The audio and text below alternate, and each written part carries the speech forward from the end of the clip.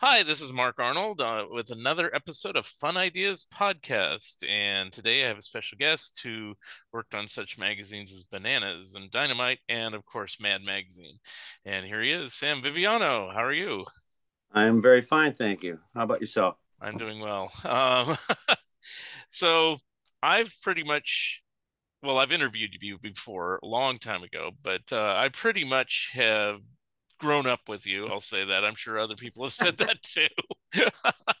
um, Probably saw your work first in the Scholastic magazines, Dynamite and Bananas, and things like that. And you're probably like second to BK Taylor as far as like top artists that they had on those publications back then. That I was like, all right, I like this guy. Maybe Samuel Whitehead was another one. Interesting. All three of us are originally from Detroit, Wow, I didn't know that. and Bob Taylor still lives in Detroit. I live in New York. I'm not sure where Sam Whitehead is these days. I haven't been a long time since I was in touch with him, Hmm. but we're all from Detroit. Interesting. I mean, I guess I kind of knew that. I did interview BK Taylor for this podcast quite a while ago, and we talked about everything. I was actually he had a new book at the time, it was about his material he did for National Lampoon of all things. But we talked about Home Improvement, his work for the Muppets, and everything like that. So get ready. I'm going to Dr. ask you a Teeth. question. Dr. Teeth, that's right. Bob's Um, a really good guy. I'm very happy that we're friends. mhm. Yeah, I really enjoyed that interview a lot. Um, so I guess I that's where I started about you. But where did you start? And you said Detroit, but I mean, how did you get your start in art and your schooling and everything like that? Well, uh, once upon a time, I used to very proudly say I've been drawing since I was 3 years old. Hmm. And at some point, I realized everybody draws when they're 3 years old. And that's one of the wonderful things about childhood. No inhibitions, no saying I can't do this. You Hmm. just you have an urge to draw, you draw, and it's a wonderful thing. Now, in my case, I had a great incentive because my dad um, drew as well. He was not a professional, and that was due more to the circumstances of his origins as anything else. He grew up in an immigrant Sicilian family in Detroit. Um, he, Drawing cartoons was not encouraged by his folks. My grandfather wanted him to come and work at the produce market with him. Um, he wasn't happy. He basically, as soon as he graduated from high school, he joined the Navy, and he was in the Navy throughout World War II and got married while he was in the Navy. So when he came home, he couldn't devote himself to the difficult work of establishing yourself as an artist. He Hmm. had to raise a family, so he had to get a job. He ended up working for his father in the produce market, and then when that business fell apart in the '60s, he worked for 20 years in a supermarket warehouse. But no matter where he lived, he always had a studio. He would commandeer a spare bedroom or go build a studio in the basement. And when I was small, he was still essentially drawing cartoon figures, sometimes characters from the newspaper like Jigs and Maggie and Popeye.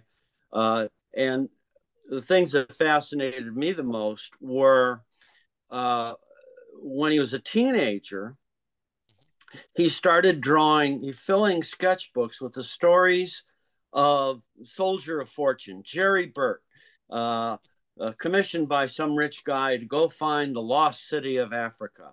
Uh, Now you got to realize this guy, I think he was like 16 at the time. And when he first started doing this, and he was in a play. He was around the same age as most of the guys who started comics were. He was born in 1919. So, all those guys were born in the late teens, early 20s. Right. The difference was they were in New York. they ultimately, like a lot of them, ended up going to high school of music and art. Um, and there was such a need in the early 40s, particularly late 30s and early 40s, for material that they were taking all these teenagers and they were learning on the job. Hmm. My dad, working out of his bedroom in Detroit, didn't have any of that. There was no community. And it's amazing because, in some ways, he actually independently kind of invented the graphic novel because he was writing these books.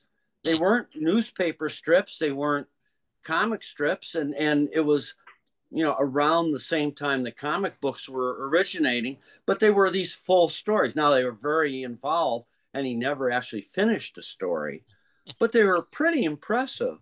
Uh, and so he was still doing that kind of thing. Later on, he got into painting and he shared a studio with a painter and learned to paint, did portrait paintings. But I was always taken by the cartoon drawings. He did a little book of a Popeye adventure he wrote.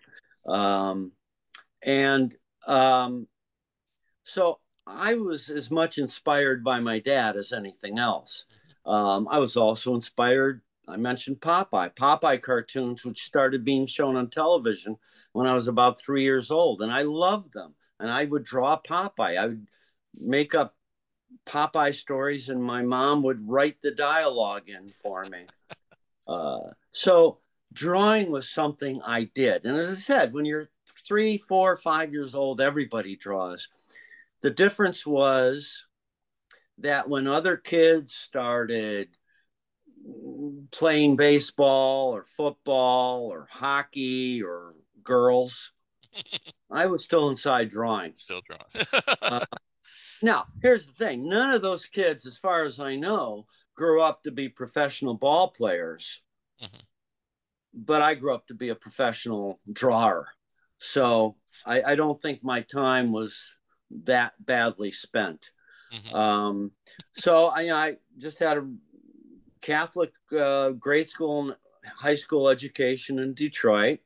Um, Particularly my high school, good educational college prep background. Went to the University of Michigan, and because all of the uh, suggestions I was given by everybody was don't restrict yourself to art. Hmm. You need a broader range. So I went to the School of Literature, Science, and the Arts. Uh, uh, and I'm taking great books and not algebra, calculus, and astronomy and history. And about 2 months in, I said, "What am I doing? I want to draw." Now, in those days at the University of Michigan, you couldn't transfer into the art school midway in your freshman year. So I had to wait till I was a sophomore. And so I spent the next 3 years in art school, except it wasn't what I was interested in. It was a kind of relatively old fashioned, Midwestern, large university art school. Uh, they were teaching drawing and painting and printmaking, and I dutifully took all those classes. But they certainly didn't have cartooning. They didn't have illustration. They didn't have anything that really related to what I wanted to do. So I actually ended up doing a lot of work, doing posters and booklets for university departments and theater groups. So that's where I really got my experience in doing print work. And when I graduated at uh, 1975, really the only thing I wanted to do was come to New York and look for work. I wanted to be an illustrator. Um, and I did. Did you, at that point, did you have a particular goal in mind? Like, were you looking to do humor type magazines, or were you looking for anything? Well, when I was a kid, middle school and most of, at least part of high school, I wanted to be a comic book artist. Uh, I'd grown up after Popeye, got into comic books, and in the late 50s and early 60s, that was a very broad range because you had the superhero comics, but you also had Archie and you had Harvey and you had all the Disney comics. And I had them all. I read them all. I loved them all. And as I got older, I got more interested in the superhero stuff. And my hero in those days was Carmine Infantino. And I thought that's what I wanted to do. And in fact, when I was 15, I made my first trip to New York, stayed with relatives in Brooklyn, and all I really wanted to do was go to the DC offices in Manhattan and see how the sausage was made. Right. And I did. Uh-huh. I met my hero, Carmine Infantino, who was at that point editorial director. Mm-hmm. And he's very nice and said some nice things about my drawings. And he actually, he's looking at my stuff. He looks out in the doorway, says, "Hey, Neil, come here. Come here. Take this kid over somewhere and give him some advice." Neil being Neil Adams. Oh, wow. Okay. Who, now this is 1968. So Neil Adams at that point, he like burst onto Right. the scene like supernova, Mm-hmm. and was really like immediately a rock star. So, Mm-hmm. to have Neil Adams sit down with me in the first place was just awe-inspiring. And he spent a whole hour with me just ripping my work to shreds, just telling me just how awful everything was. And I loved every second of it because to have Neil Adams tell you how bad your drawing is so much more satisfying than have your mother tell you how good it is. Mm-hmm.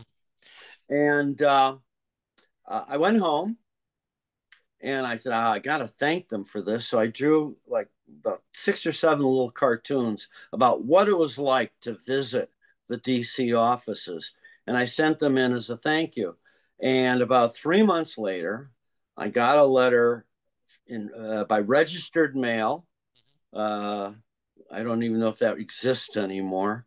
From Dick Giordano, saying that they had found my cartoons so delightful that they were going to publish them in several issues. And indeed, there was a 2-page filler item that appeared in a number of titles, GI Combat and Secret Six, and there's at least one other one, I can't remember. Oh, Captain Action. Oh, okay. And yeah, and in that letter was a check.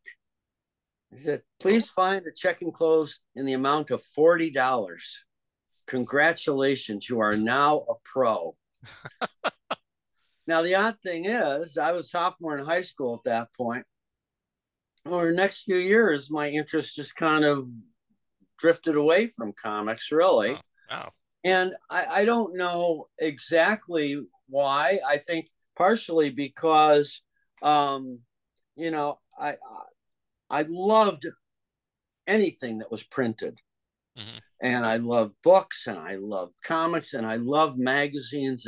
And whenever I'd visit a relative, I'd immediately go to their den and go through all their magazines because they would have magazines that we didn't have.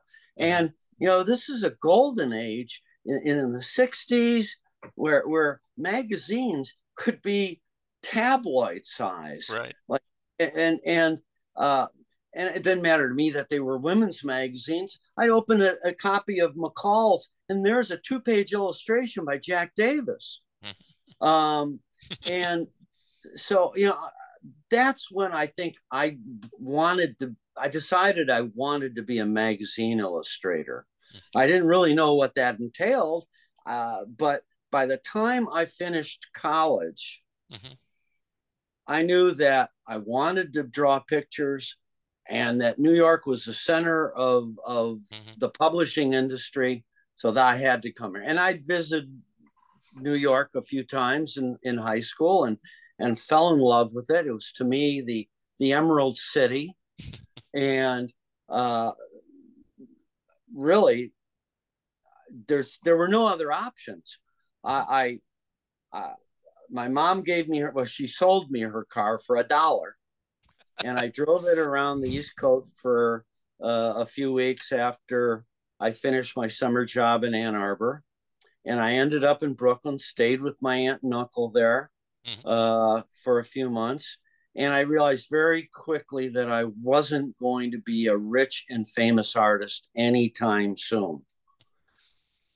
So I took a real job, and I was looking for anything Mm-hmm. because basically I didn't want to be beholden to my aunt and uncle any longer than I had to. I wanted to be able to rent my own apartment, hopefully in Manhattan, and then start looking for illustration work. I got a job. I mean, I was looking for anything. I was looking for typing jobs. I was looking for Guy Fry. I remember going to an agency. There was an ad in the New York Times, Gal Guy Fridays wanted. And I went there, and uh, the gal at the desk looked at me and said, "Oh, listen, honey, you just don't have the legs for this job." Huh. They want a Gal Friday, Guy I see. Friday only because I they had see. Oh, to. okay. I get it. I wasn't Uh, wasn't registering on it. I was like, huh? there you Got it. But answering another ad in the Times, I got a job as a textile designer. Hmm. There's the company that made fabrics for children's clothing, and they had licenses from Sesame Street and Holly Hobby and Strawberry Shortcake, and they had a number of very, very good fabric designers, but they weren't really drawers. They weren't cartoonists. And the ad specifically was looking for somebody who could draw cartoons. So I drew a bunch of Mickey Mouse and Donald Duck, brought them in. I got the job. Mm-hmm. And I mean, this was great. I now had a job, $175 a week, which enabled me to rent a studio apartment in Greenwich Village for $245 a month. Mm-hmm. And as I was on this job, I started looking for other work. I mean, obviously, um, when I started showing my portfolio around, and they used to publish a book called Artist Market, Yep, I remember that. and you'd go in there and it'd say, so and so is the executive creative director, and they're looking for this and that. And Mm-hmm. of course, these are the days when you brought a real portfolio door to Right. door. And I learned all the tricks, putting a thread over the zipper, and so that you'd see when you picked it up, if the thread hadn't moved, you knew they didn't look at it at all. Mm. Um, but sometimes I even got meetings with real people. But the problem is the book tended to steer you towards the heads of the departments, and they were not necessarily the people who were actually buying the artwork. Mm. The creative director had art directors under him or her, and he'd look at my stuff, and of course I had everything I'd ever done in college in there. So he said, "Well, what do you do?" I said, "I do all of it." Uh-huh. He said, "But what do you do?" Because really, certainly in those days, illustration was a specialist market. Mm-hmm. If I had one or two caricatures in my book, and then there were other things like straight drawings and paintings and Mm-hmm. stuff, these one or two caricatures were competing against Mort Drucker and Jack Davis and David Levine, and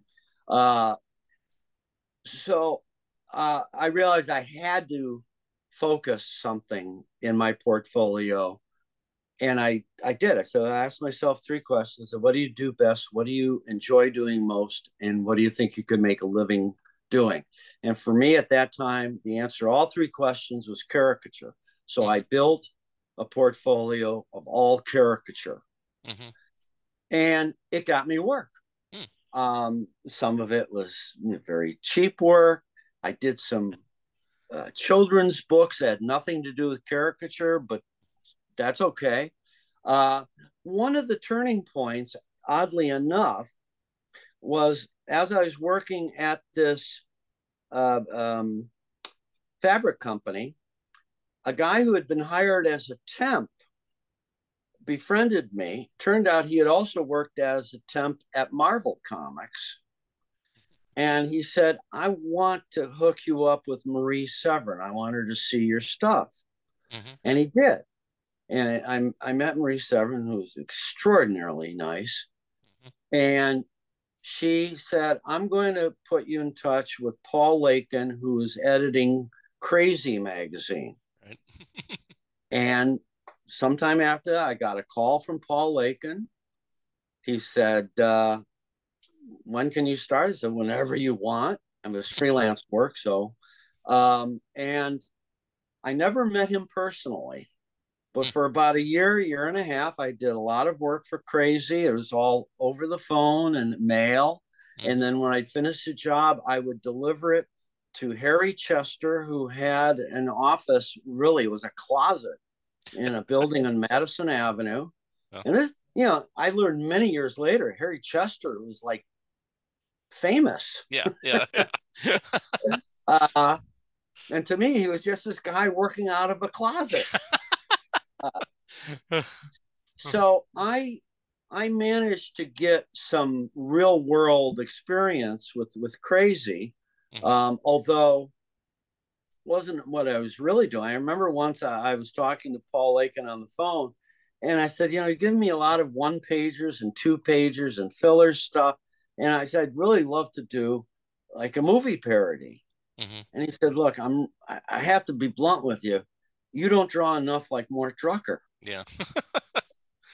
And I thought, oh, okay. Yeah. And I wasn't about to start imitating Mort Drucker. I mean, my work I felt was close enough to his ballpark already.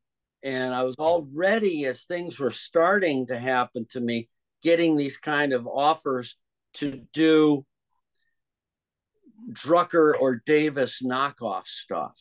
Yeah. And I'd say, look, I entertained it at first. Eventually, I had to learn to say, look, if you want Drucker or Davis, you need to go to them. Yeah. I'll give you the best Sam Viviano I can possibly give you, but I'm not going to be giving you second-rate Davis or Drucker. And that was a very smart move. It took me a while to figure that out. But at any rate, so I was starting to get work while I was doing a textile job. And it got to a point where I was working all day and then going home and working all night.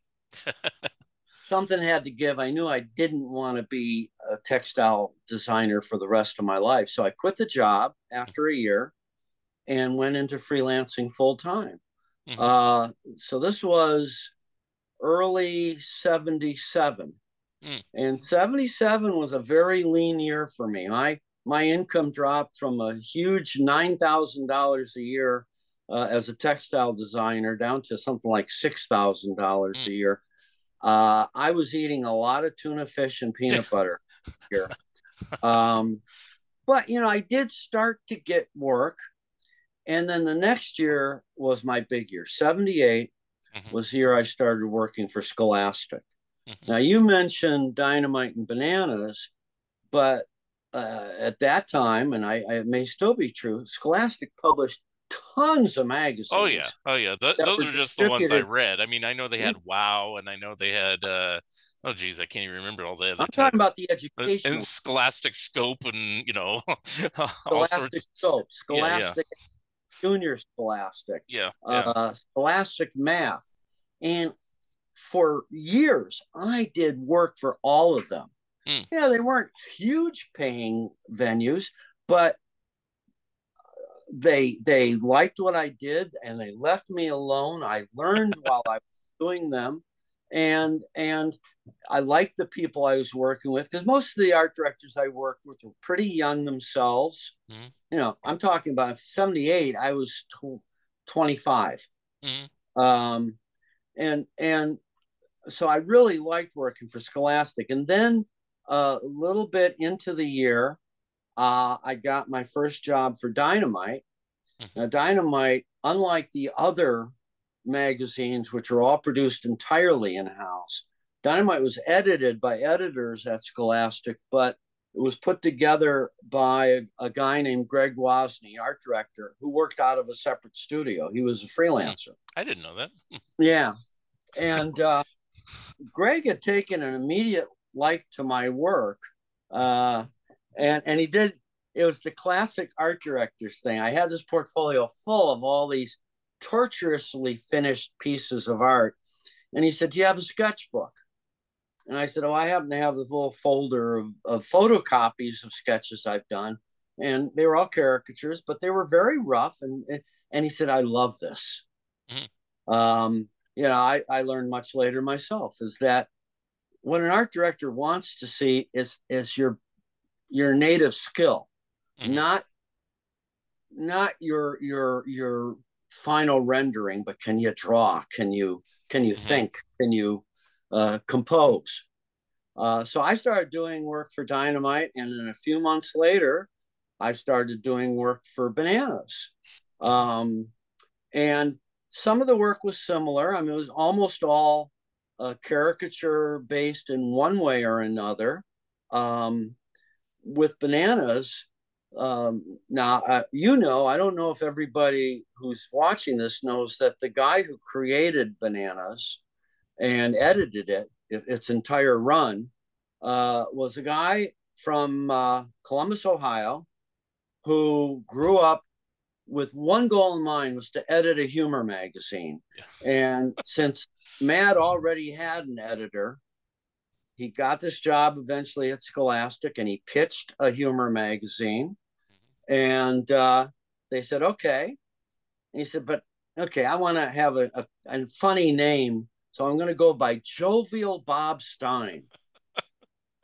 And Jovial Bob Stein uh, wrote half the magazine Yeah. himself. And the art director, Bob Feldges, had a really good eye. He found lots of young illustrators who were hungry and creative and inventive, people like Lou Brooks and Doug Taylor and Elwood Smith. You mentioned B.K. Taylor. He did Right. comic strips for Bananas. Howard Cruz did Oh yeah. strips for Bananas. Um, uh, and it Bob Feldges's motto was find the right guy for the job and then leave him alone. He Hmm. was not an overbearing art director by any means, which made me love him. So I was able to do what I wanted, and I'd show them sketches. Basically, they say, "Fine, finish it up." And I Hmm. remember the first movie I did for them. I'd done at least one TV show beforehand, which was Fantasy Island, which was like Hmm. 2 or 3 pager. And Bob Stein's approach to parody was basically not an intense investigation of the movie or TV show the way Mad would do. Yeah. It was more like just stupid jokes and then blow the whole thing up in the last panel. And that's what he did with the Fantasy Island. And then the first movie I did was Alien, Oh the yeah. Ridley Scott, the first, and uh, not knowing how to do this, I was like doing everything. I went to see the movie several times, Hmm. and I bought the book, the graphic novel adaptation that was illustrated by Walt Simonson. Hmm. And I was so taken by his layouts that I tried to do a parody of his layouts in my parody of the movie, uh, and they were very excited about all this stuff. Yeah. And I can't tell you how important it is to a young artist just getting going to have that kind of positive reinforcement, Hmm. because it makes you want to do more. It makes you want to do better. Greg Wozny at Dynamite was the same way. He'd give me an article about, I don't know, excuse me, celebrities' Christmas lists or something, Hmm. Christmas wish. And he'd say, pick like 5 or 6 and draw caricatures of them. And Hmm. I would draw everybody mentioned in the article. And I have a 2-page spread with 30 people. And I bring it in. He go, holy smokes! And I think he realized I I wasn't getting remember all paid that. this. Yeah, I remember all this. Yes. Yeah, but it didn't matter to me. It didn't matter to me because I loved doing it. I mean, Hmm. it got me into a rut later on because I kind of got a reputation for doing crowd scenes. Uh-huh. And, at some point I realized that there were people getting the same amount of money I was getting for doing an illustration of one person that I was getting for doing 50 people. Right. So it wasn't cost effective. Hmm. Anyhow, so I I worked for both Bananas and Dynamite until each of them bit the dust. Hmm. Bananas went first sometime in the mid 80s, Yeah, it was like 84. something like that. Yeah, Yeah. yeah. And uh, I think Scholastic had decided that it wasn't bringing enough income. Bob Stein, and by the way, once again, I never finished that part of the No. story. You know, Yes. that jovial Bob Stein, well, I'll get to that in a minute. Okay. All right. I won't Bob forget. Stein, because actually there's a middle part, which is he pitched a much cheaper magazine called Maniac, Hmm. which was mostly black and white, and I think maybe fewer pages and cut cost in a lot of ways. But I still did movie parodies for them. Most of them were black and white. I did Splash and Supergirl. The one color one I did for them was Gremlins. Mm. And that lasted, I think, a year, six Yeah, issues, something those like are hard that. to find. I think I only have one of them. I have a Yeah. friend who has all of them, and he's like gloats. He goes, "I got all six or whatever there were," and it's like, "Well, good for you." Because it really was essentially the same magazine as Bananas, just, a little bit Yeah, lower rent. yeah, yeah. Uh, so when that ended, because I think Scholastic said, nah, there's not going to. Bob Stein, jovial Bob Stein's now out of a job Hmm. because there's no magazine to edit. And somebody came up with the idea. I don't know if it was Bob himself. I don't know if it's his wife Jane, who was a book packager. It Hmm. might have been somebody at Scholastic said, you write these funny little horror stories in the back of Bananas. Hmm. We could make like a collection of them. Hmm. And he said, okay, I enjoy writing those horror stories. And I could do it. Except I don't want to write horror stories as jovial Bob Stein. Maybe I'll use my initials. And jovial Bob Stein became R.L. Stein, who for a number of years, a good number of years, was the most widely read author in the English language, writing Goosebumps and Fear Street. And he's still Hmm. doing it. Hmm. He's still doing it these days. Um, Bob Stein is my I knew him when story. I knew him when he was working out of a little cubicle at Scholastic magazines. And now, of course, he's a very wealthy man. Yeah. Uh, and and then a year or two after that, I guess Dynamite was killed as well. And the thing I did for Dynamite for many, many years, like 15 years, was a feature they had in every issue called "And Now a Word from Our Sponsor," Oh yeah. and it would be a one-page commercial parody. A lot of them were written by Bob Stein. Yeah. A lot of them were written by other editors of Dynamite, like Chip Lovett, and there are a few others that wrote them. Um, and the original, I was not the first artist for that. First artist for that was Sandy Huffaker, Yep. I know. Yeah. whose work I loved. Yes. And uh, but he decided he wanted to go in another direction. He gave it up, and they offered it to me, and so I Hmm. loved it. And uh, it. What I loved about it was I could do a one-page continuity, Hmm. and I didn't have to worry. I'm not the kind of guy who wants to do a whole graphic novel where it's page after page after page after page of the same characters and the same people, especially if it's caricature, if it's likeness. I can work on a single page. I can make it goofy as I want. A lot of times I would throw in real people. My dad showed up in several of them, and my wife is in a number of them.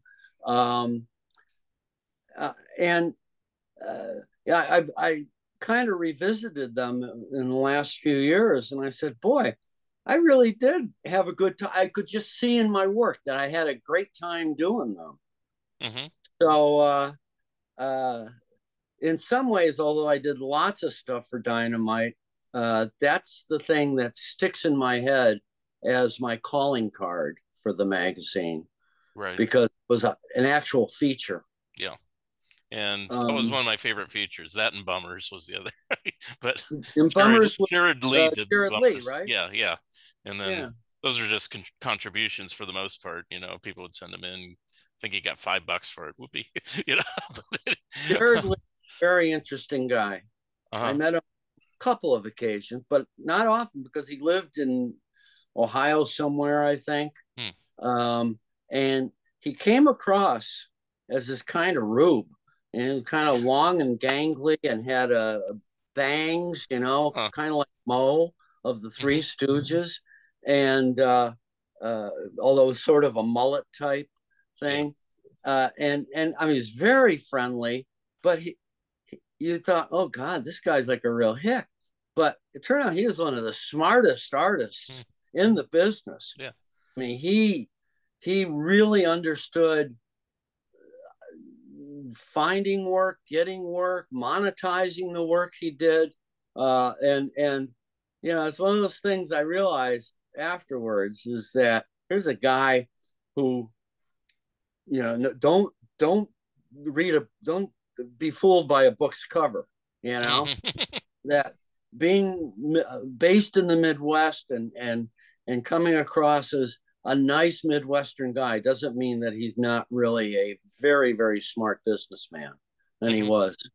Yeah. Um, so anyhow, so I uh, continued, by the way, working for Dynamite and Bananas, and for that matter, Scholastic, well, long after I started working for Mad. Yeah.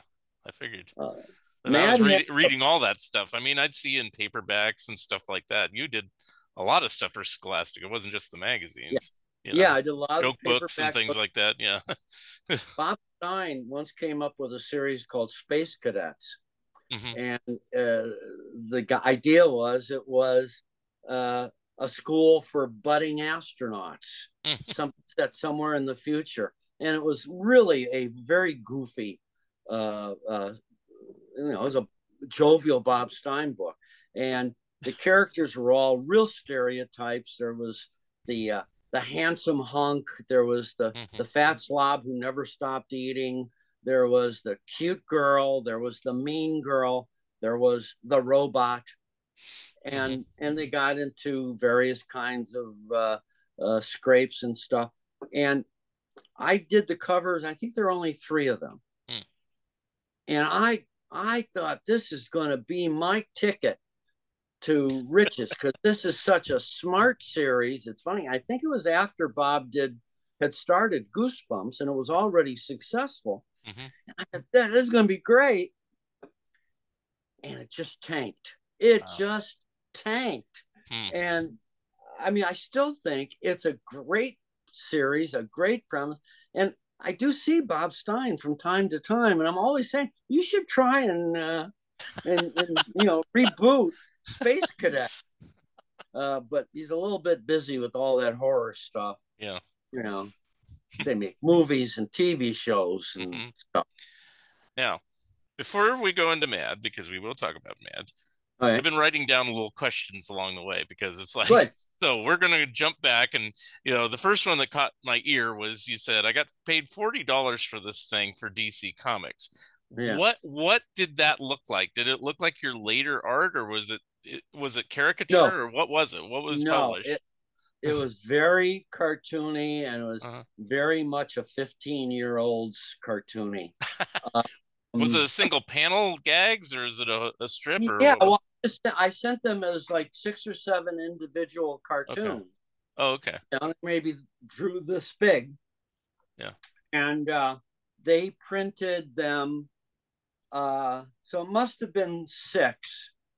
Hmm. Maybe they dropped one of them because a 2-page spread with a little introductory panel on the top left and a little outro panel on the top in the bottom right. And Okay. so 1, 2, 3, 4, 5, 6. Hmm. And no, I don't have a of it anywhere.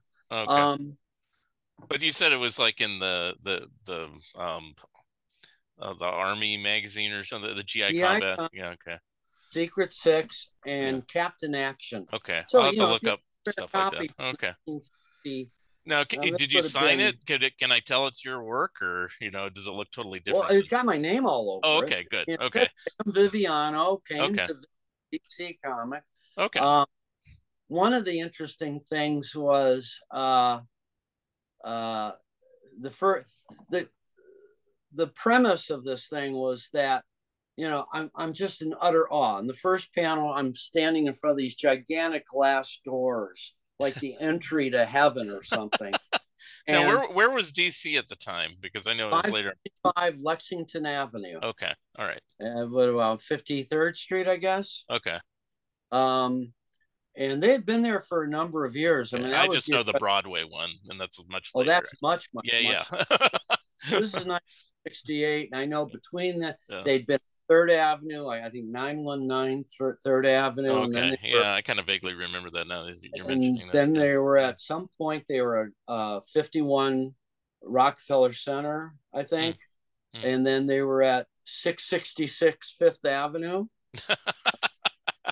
They moved to 1700 Broadway around 1995. Yeah. Um, and Mad moved to that same address that Yeah. same year. Yeah. So we'll get Yeah. to that in the Mad Yeah. Yeah. years. Um, Um, so, at that point, and then shortly after that, I mean, were you developing your own style and caricatures then, or was that years later? Because I kind of lost track of where you got into the caricatures more. well, I had started drawing caricatures sometime in high school. Mm, Um, you know, I was the paper and pencil version of the class clown. mm, Uh, yeah, I would draw little comic strips goofing on various teachers, or I do just cartoon drawings of, as I went to an all boys Catholic high school that was taught for the most part by Christian brothers. So, there was a lot of fodder there for caricature. mm. Um, and I continued doing more of that in college. I remember that as I said, there was no cartooning or illustration classes at the University of Michigan School of Art, but I did have one or two professors who knew that's what I liked to do and encouraged it. And I remember in lithography class, I did a very large image that was a takeoff on the creation of Adam by Michelangelo, except God was our Professor Paul Stewart, and he was borne aloft by the various TAs. And I don't remember the rest of it, but I was that point. I was really starting to, and style. There were no style at all, Yeah. and as I sort of referenced earlier, I never ever made a conscious effort to imitate another caricaturist Right. style. Right. Uh, Drucker or Davis or David Levine or Sandy Huffaker Yeah. Yeah. or Hirschfeld. Um, it was just I started to want to draw funny pictures of real people. Do Uh, you know your first celebrity caricature? Published Published or or drawn, either. wow. Uh, Like, were I you taken know. by like W.C. Fields or something, and you said, "Hey, I'll draw him," because I know you have at some point. Yeah, I've done But W.C. Fields. No, not that's back then. Maybe the Marx Brothers. I don't okay. know. Okay. I know I mean, here's the thing. Like I remember when I was like about 14 that I would draw watching TV, Hmm, and it was somewhere around then that Hal Holbrook did a televised version of his one man show, Mark Twain Tonight. right. And I remember watching on TV and drawing. And partially because I was drawing fast, I had to, the drawings came out kind of funny. Another time, there was a television production of a play called Barefoot in Athens, in which Peter Ustinov played Aristotle. Hmm. No, Socrates. Yeah. Okay. Socrates. Okay. And I would draw from the TV. Uh, and I think that even when I tried to do realistic portraits, they tended to be funny. And I actually have a story about that. Okay. The the year after I went to New York for the first time, I went back again. This would have I was 16 now, 1969, Hmm. and this time I met with Dick Giordano. Hmm. And Dick Giordano was looking, and my all I had was superhero stuff, Batman drawings, and I created my own character, the Blue Flame, and he's looking at it, and he looks at me and says, "You should draw funny, because you draw funny." And I think he had a point there, and I didn't realize it at the time, is that the real me, in terms of an artistic persona, was a comedian, Hmm. was someone who drew funny. And the closest corollary I can make there is Jack Davis, that no matter what Jack Davis ever drew, because he drew horror stories and war stories and books illustrating the life of Abraham Lincoln, Yeah. and yet they all have that Jack Davis Right. draw funny Yeah. kind I of think the thing. Lincoln one you mentioned is probably the closest to being really serious, but even then, it's like it has that Davis Yeah, look, yeah. Yeah. Uh, so and I mentioned that when I decided that I wanted to put together a portfolio of only caricature, Hmm.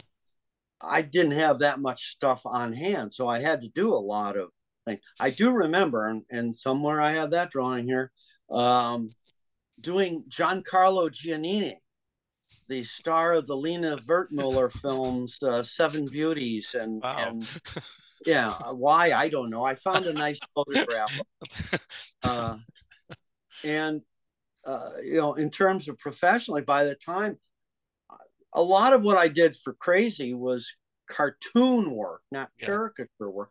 But a little more and more, I started doing more caricatures. Right. Although, actually, I think the very might have been the first thing I did for them, the 2-page spread, and it was um, a do-it-yourself comedy monologue. Hmm. And I don't remember how much direction I was given by Paul Lakin. I have a feeling he probably said, make it Henny Youngman. Yeah, I remember that. Okay. And So he's I off to did, the right, and but all these then in other the people in audience, the audience. Yeah. the whole audience is comedians, Yeah. Yeah. you know. So, uh, so I was doing caricature right off the bat Yeah. professionally, and even before that, one Hmm. of the jobs I had the year I worked as a textile designer was doing caricatures on blank Christmas cards at Bloomingdale's. Mm. So, and I had done that sort of thing, supermarket caricatures and party caricatures. Uh, I'm glad I got out of that stuff because that's hard work. And I have some friends who are very, very good at it. Tom Richmond, of course, had a Oh yeah. long career doing it, and Ed Steckley, who's a Hmm. master of it. Hmm. But I only enjoyed it in as much as I always enjoy making pictures. But I would work like 3 hours or more, and I'd be exhausted Hmm. because it's just constant concentration. Yeah. And you had a line of people waiting, so you couldn't take a break. Yeah. So anyhow, so the caricature stuff somehow developed somewhere. And in terms of a style, I think that's more for other people to say than for Oh, myself. well, then I'll tell you.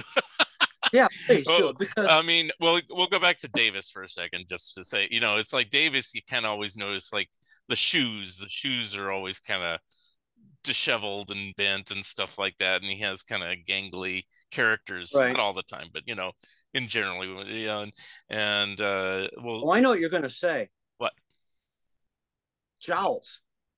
what you draw? Yeah, Well, what you draw that I noticed right away is teeth.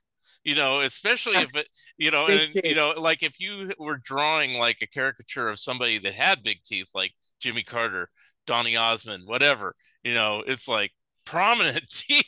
Everybody had perfectly straight teeth, and everything. And that's what I noticed, it's like it was like the signature of how you drew. And so in my mind, I go, oh, now you had your name printed, but still, it's like, oh, that's that artist I like.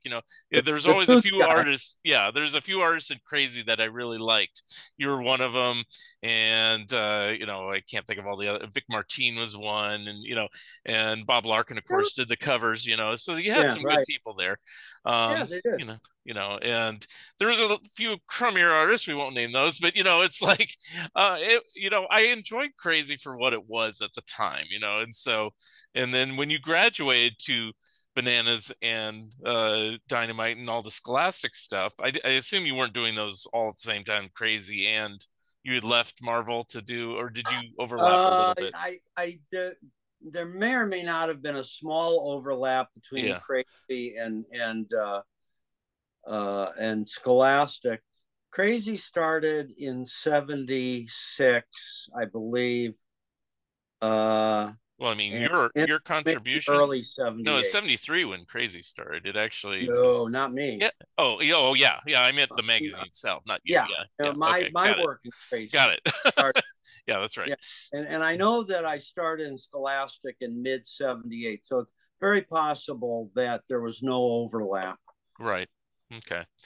And then one thing I noticed once you got over to, oh, I should say this if you don't know, is like, so the reason you never saw Paul Lakin is he worked out of his house I know that. Oh on yeah, every, okay, you knew that. Okay.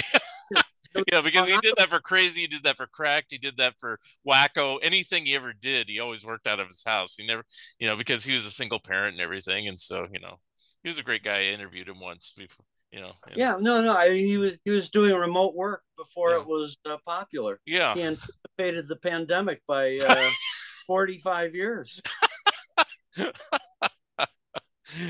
He'd probably get a kick out of that if he heard. Anyway, let's see.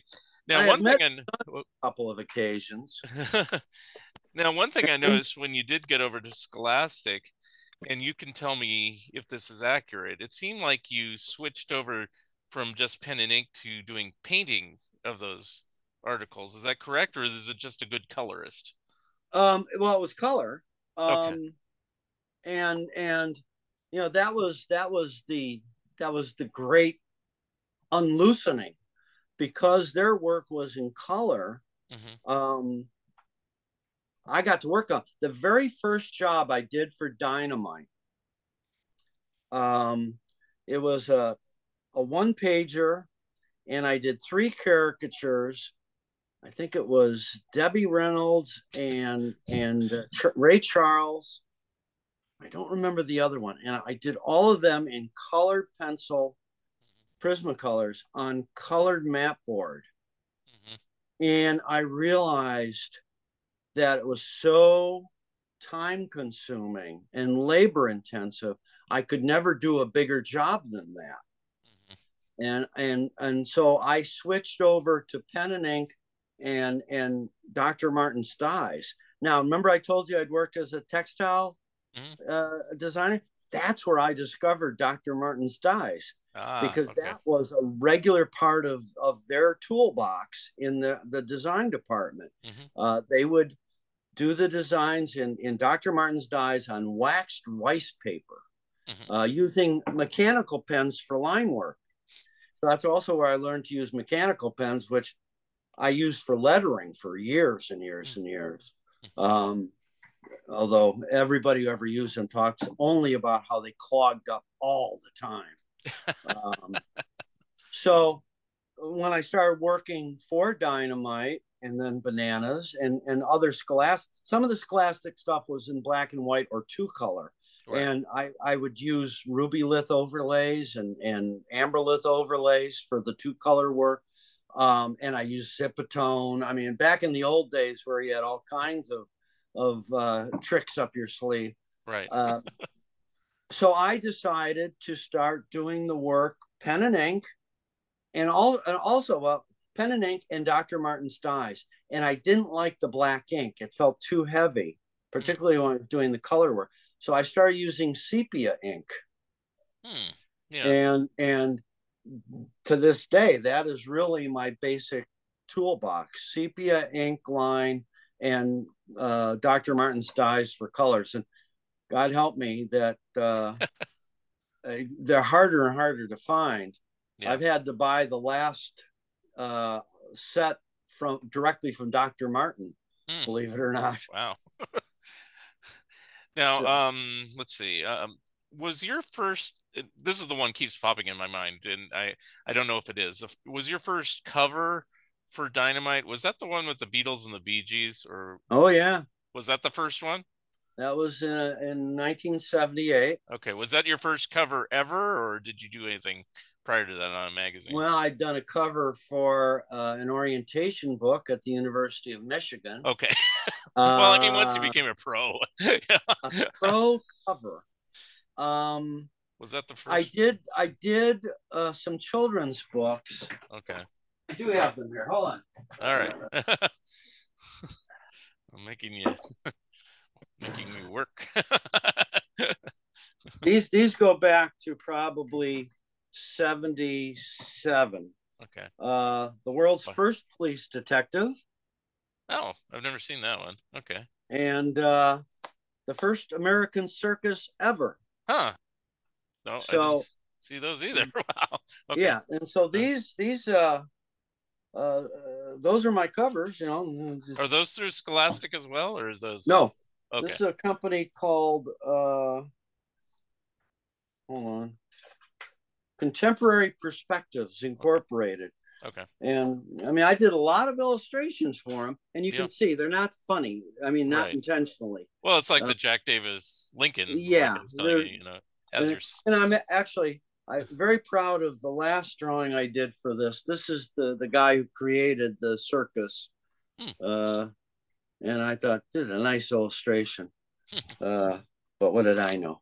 At any rate, as for magazines, probably. I mean, my first Mad job Well, I know the was Mad a one. cover, It's the J.R. Ewing cover right, on and that one. that appeared in 1981. I did it in 1980. Yeah. Um, Now, let me but ask you this about that is like you said I read this, it's on Wikipedia. I always say that's the bastion of accuracy, so who knows?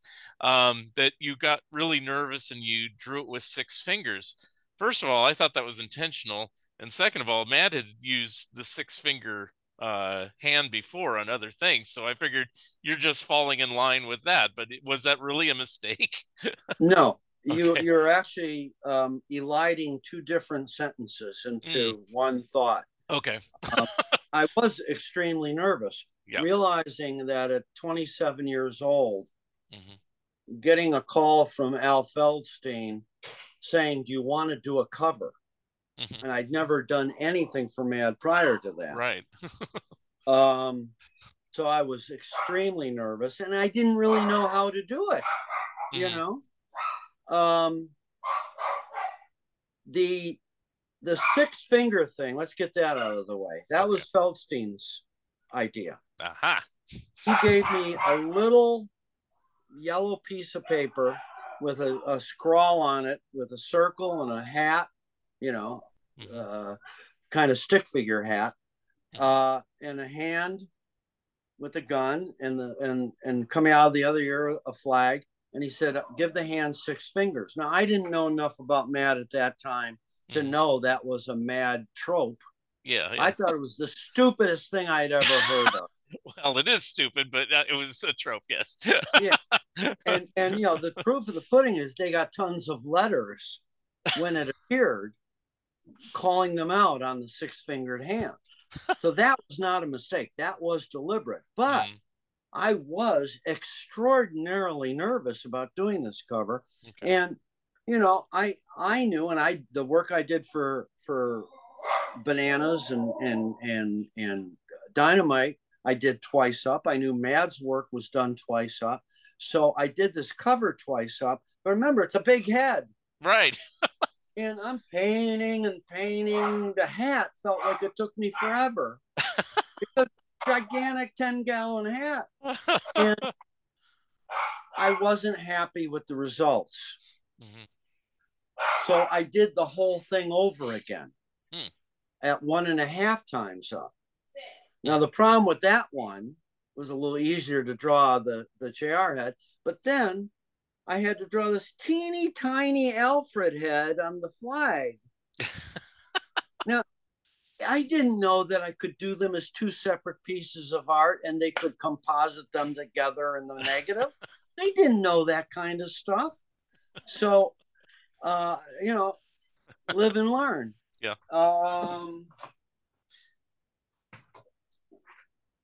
For those wanting to know, I'll say it. It's Mad 223, June 81 is the actual issue. I actually, well, here, let me tell you this story because it's one of my favorite stories. Okay. Okay, so I delivered this artwork and I got the job the day after Thanksgiving in 1981 and delivered it 2 weeks later. So it was delivered before Christmas of 1980, and it appeared in the June 1981 issue, which of course came out in March. Yeah, something like that. Now, Nick Meglin, do I have to say who Nick Meglin was? I don't think so, but okay. Nick Meglin, who had been an editor of Mad pretty much from the beginning, and later after Feldstein retired, ascended to the co-editorship. Nick Meglin knew that I had done this other one because I think I told him. I said, yeah, I was so nervous I did it twice. And every time I would come to the office after that, like to deliver a job or pick up a job, he'd say, what about that art? I said, what? He said, if you ever sell that art, I want you to give me the chance, first refusal on it. Yeah, okay, sure. You mean the unpublished cover? The unpublished one. The first version. Because the one that was published was owned by Mad. Right. They got everything.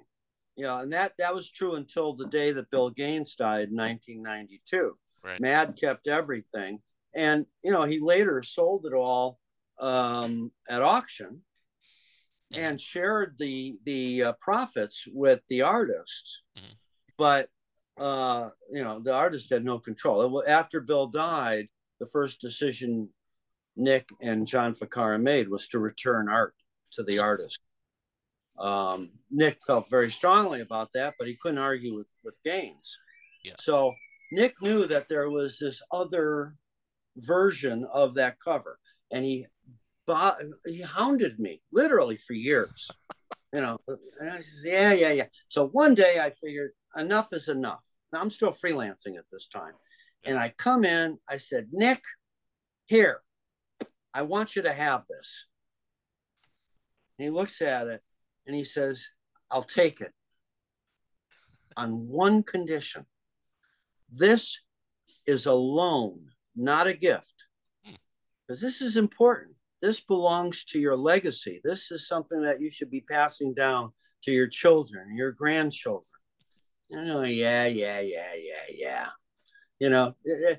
At that point in my life, I had no children. I had no grandchildren. I didn't have a wife. So, none of that meant anything to me. I was happy that Nick wanted it and I gave it to him. Fast forward to January of 1999 when I'm starting my new job as art director at MAD. And I'm setting up my new office, putting things here and there.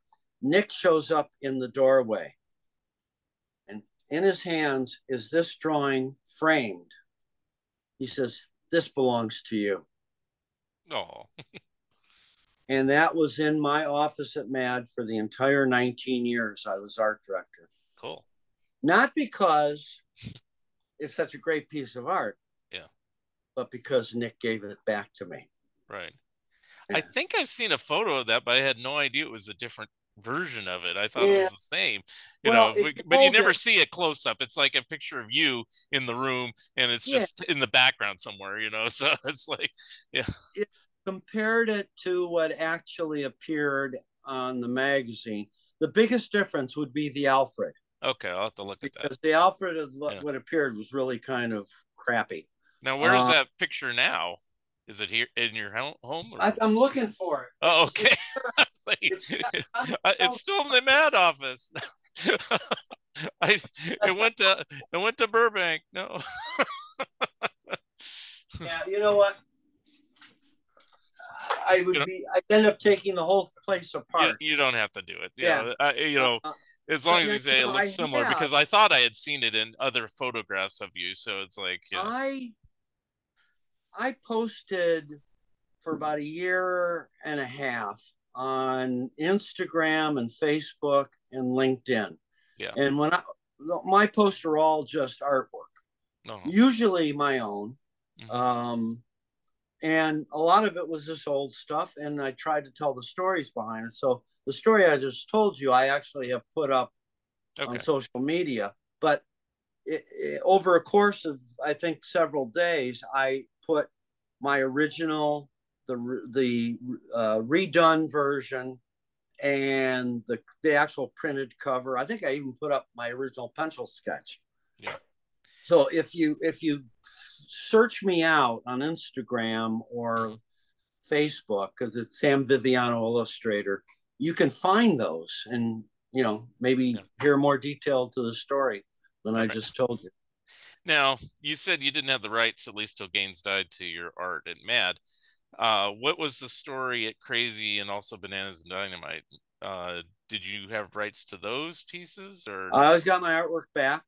Uh-huh. Um, I The crazy stuff is deep in storage somewhere. Uh, I'm not saying to pull it out. No. Although, uh, oh wait, I'm gonna well, pull. Hold on. Oh, where?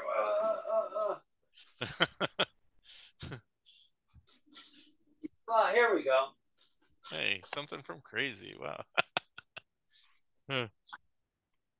This is a piece I did for Crazy. It was a parody of the magazine House Beautiful.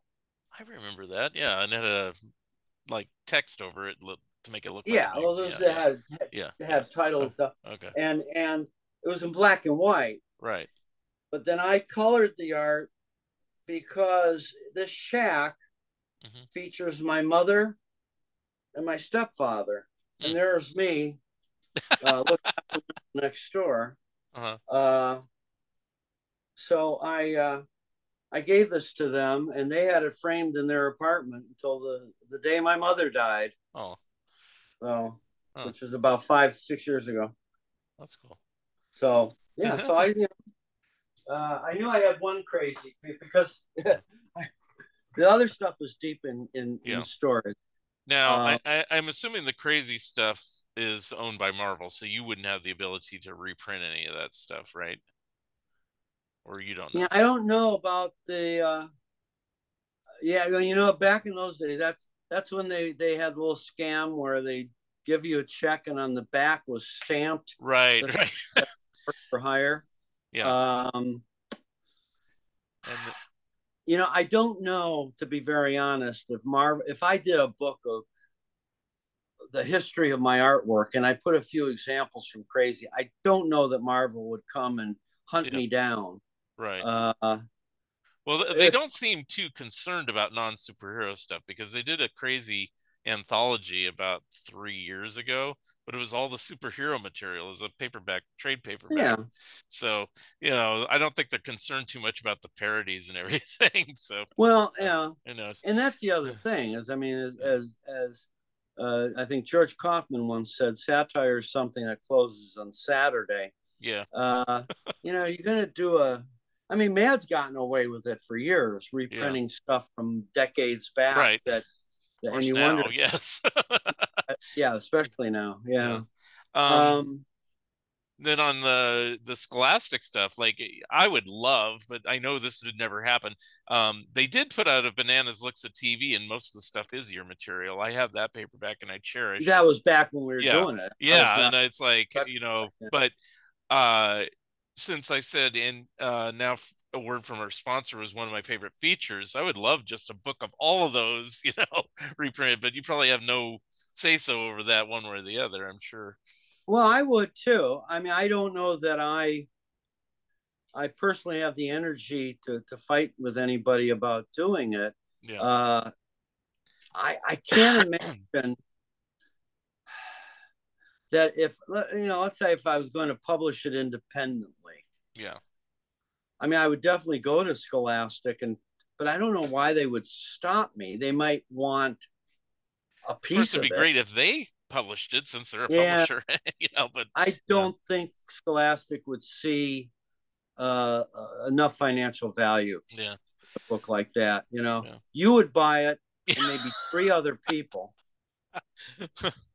Yeah. and then I'd have a box here in my Yeah, studio. that's what's frustrating about stuff like this. It's like, but like I said, at least they did that Bananas Looks a TV book way back when. And so, I still have it. And it's like, they'll never reprint this. So I glom onto it. I still have all that stuff, Yeah, well, you I know. have a lot of fond memories of those, and actually some interesting um, memories adjacent. Like Hmm. one of the parodies was Taxi.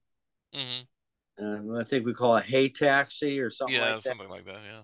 And I think Bob Stein and Bob Felgus both make an appearance in that parody.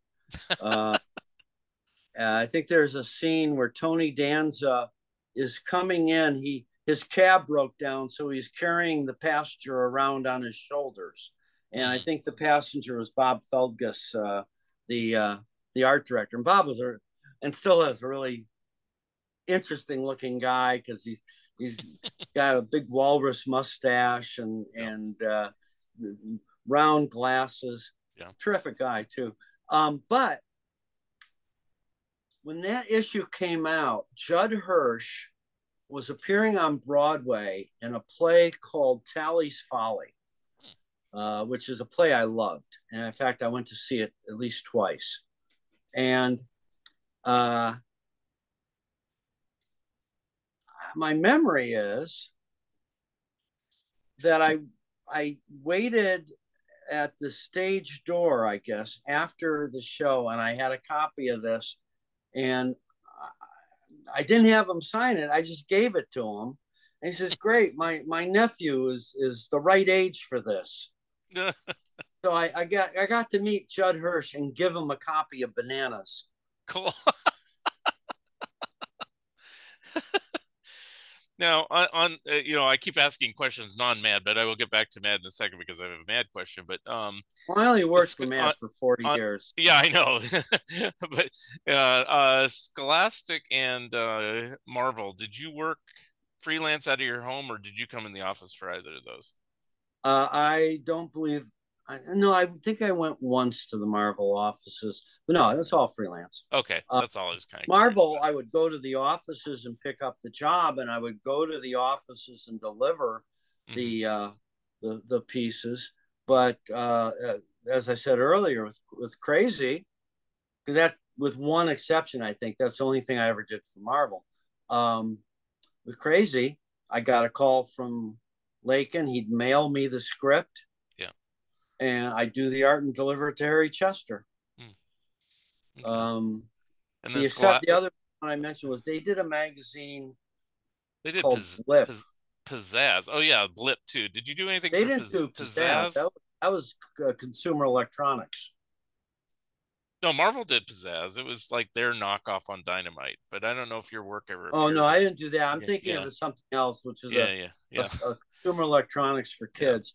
But there's a magazine called Blip that was a yeah, kind of video games. yeah, and it was I comic did book cover size. Yeah, for that. yeah, yeah. Okay, I think Cover I for that. remember that. I remember it had Eddie Murphy and the shark from Jaws. Yeah. I don't know, playing video games. So, all right. So now back to Mad. So obviously, and I've read this story, but I'd rather have you kind of refresh it. So that one issue with J.R. Ewing apparently didn't sell well according to everything, but I don't know. I bought it and it seems plentiful, so who knows? Okay, But I don't there was know a whether it gap sold between one. that and when you returned. So 4 years. what happened? What happened and how did you return? So, Well, I don't know. oh, okay. Um, as I said, I first visited Mad in 1976. Yeah. I think I met Feldstein then, but I definitely met Meglin and Lenny Brenner at Hmm. that time, probably DeFuccio, but I don't really that isn't very clear. But I did kind of stay in touch with them. Mm, okay. I mean, I would go to the offices from time to time, even though I didn't have any work. And whenever there was a Mad panel somewhere, and Meglin used to front Mad panels a lot in those days, Right. um, I would go. And one notable one is there was a panel at the Society of Illustrators, Hmm. and Nick moderated it. Jaffe was on the panel, and Dick DiBartolo, and Frank Jacobs, and Bob Clark, and Angelo Torres, and Jack Davis. Um, and I was in the audience, and the poster was this very long sheet of paper. Hmm. Turned it over, and on the back, I drew caricatures of everybody on the panel. I mean, and I started filling it out. I mean, I put people in the audience. I put Harvey Kurtzman in the audience, even though he was not actually in the audience. Um, and then afterwards, I went up and I got everybody to sign that. Hmm. So I have that. That's in storage in Queens because I had that on the walls of my office at Mad for a long time. Hmm. So I was not an unknown commodity, but as Nick pointed out, and this was actually also the kind of general wisdom around town. Somebody had to die at Mad Right. before you could get a job because they had all the artists they needed, Hmm. and the general procedure was they would deliver a job and pick up the next job. Right. So they were always busy, Hmm. and uh, I do feel that the reason I got this cover to begin with was that Norman Mingo died. Right. And then Jack Ricard died. Right. And Feldstein was looking for a cover artist. Meglin knew about my work, but also John Ficarra had just been hired in September of 1980 as a junior editor. Hmm. And he had known my work from Scholastic because he had been contributing writing to Scholastic. Right. So I think both of them pitched me to Feldstein. Now, at this point, Feldstein had been the editor for 25 years. Right. And he wasn't that comfortable with new artists, I don't think. Yeah. But, it's to his credit. He called me out of the blue and gave me a cover. Hmm. I don't think he particularly liked what I did. Hmm. I don't think he was comfortable with me because I was a new artist. My sense is that the issue didn't sell very well. Yeah. There's also the issue that Mort Drucker wanted to do more covers, and it would be kind of like dueling caricaturists. And I mean, Mort did have seniority, Yeah. not to mention he was much better than I was. He was after all, Mort effing Drucker. Um, So all I know is I never got another job from Al Feldstein. Mm. My second Mad job came 4 years later after Feldstein retired, Right. and Nick Meglin and John Ficarra were named co-editors. They called me up and they offered me a movie parody. Mm-hmm. And so my second job for Mad was a 3-page parody of Ghostbusters. Mm. That was part of a longer article that had a parody of Purple Rain illustrated by Harry North and Karate Kid illustrated by Angela Torres. And I got to do the framing panels as well. The opening page Mm. showed um, Siskel and Ebert. Mm-hmm. They were going to be introducing the movies and commenting on them. Yeah. So that was my second job. The actual reason I didn't get another job until then, pick one, you Yeah. know? Yeah.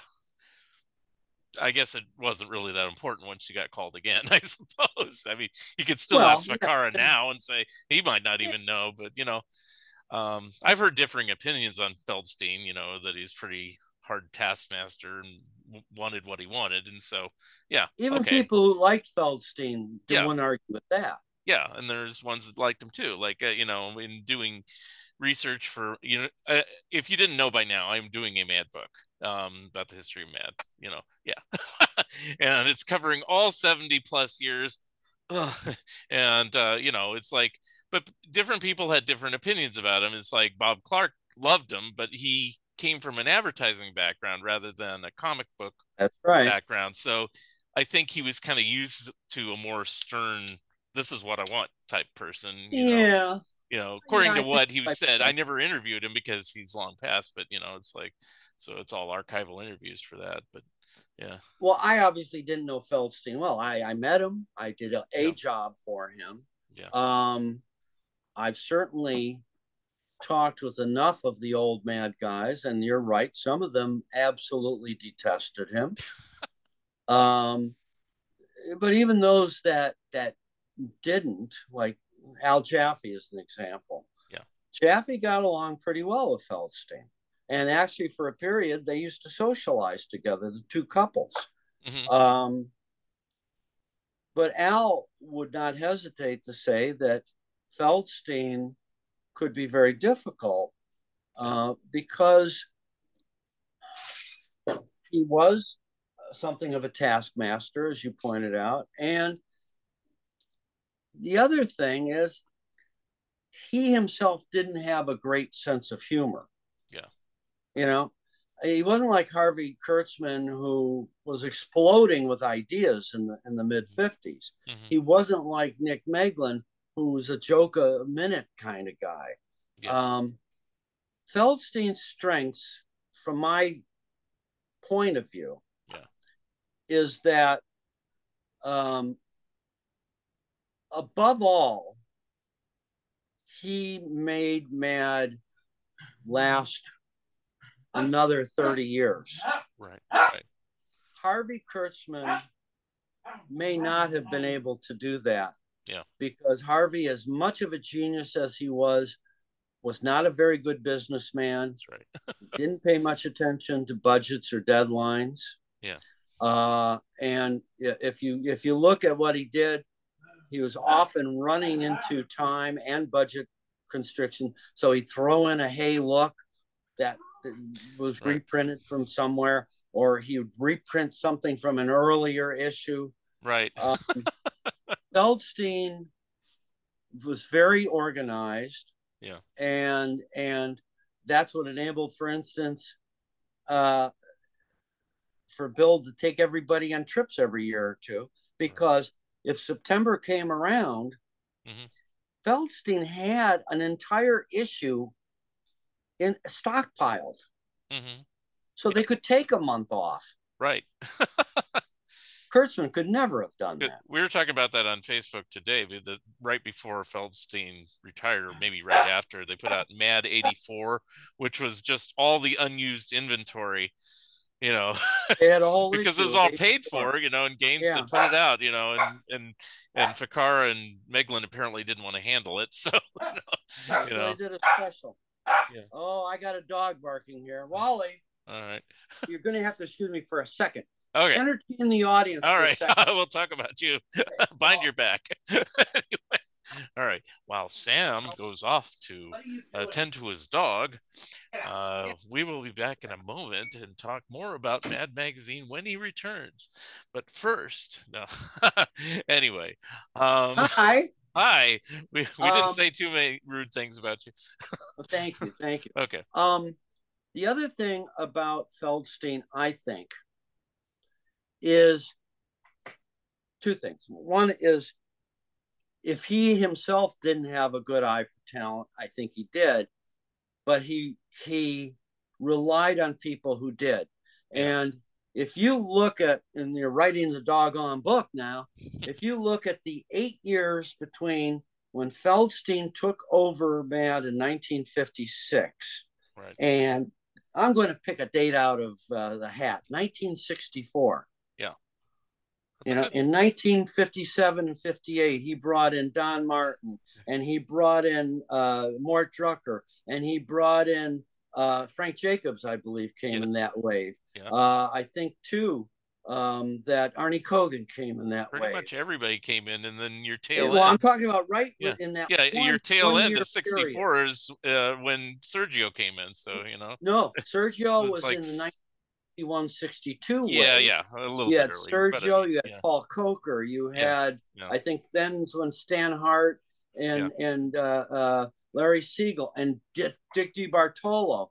yeah, Um, the thing that happened in 1964, which is why I close with that, is Al Jaffe, who had been mostly just writing for Mad, right. came to Feldstein with an idea saying, you know, all these fancy magazines like Life and National Geographic have these fancy full color foldouts. And I know we can't afford that. So I came up with a cheap black and white fold in. Yeah, And Feldstein said, what a great idea. yeah, Now, Al has said to me, and he said to many other people too, that if he had brought this idea to Kurtzman, Kurtzman would say, that's a clever idea. We'll run it in this issue. Come up with something different for next issue. right. I don't want to do the same thing again. Feldstein said, this is a great idea. Give me another one next issue and another one the issue after that. Yeah, Feldstein understood that readers want to come back to something that has something they can grab onto, something familiar. It's the same, just different. yeah. And And ironically, that's the one thing still new in Mad now, other than the cover. You yeah, I know, know. you Yeah. got Johnny But I'm just Sampson saying doing that it, in but yeah, general. yeah, So yeah, no one else could do Bob Clark would not be able to illustrate because it was still really in Jaffe's mind. So Jaffe started illustrating for good yeah, in 1964 with the fold in, and then it was like a barrage of stuff after yeah, that. So in that 8 year period, Feldstein really created the Mad that people know. yeah, And it's a very different magazine than Harvey had put out, which is more like a humorous version of Life magazine. right. Um, it it it it had an odd accumulation of very different kinds of comic voices, both writing and art, Yeah, and yet it all worked together. yeah, And that, I think you got to lay that at Feldstein's feet right, and say, if not for you, we wouldn't have had this magazine. right. And there's a lot of argument. You know, Kurtzman has his acolytes.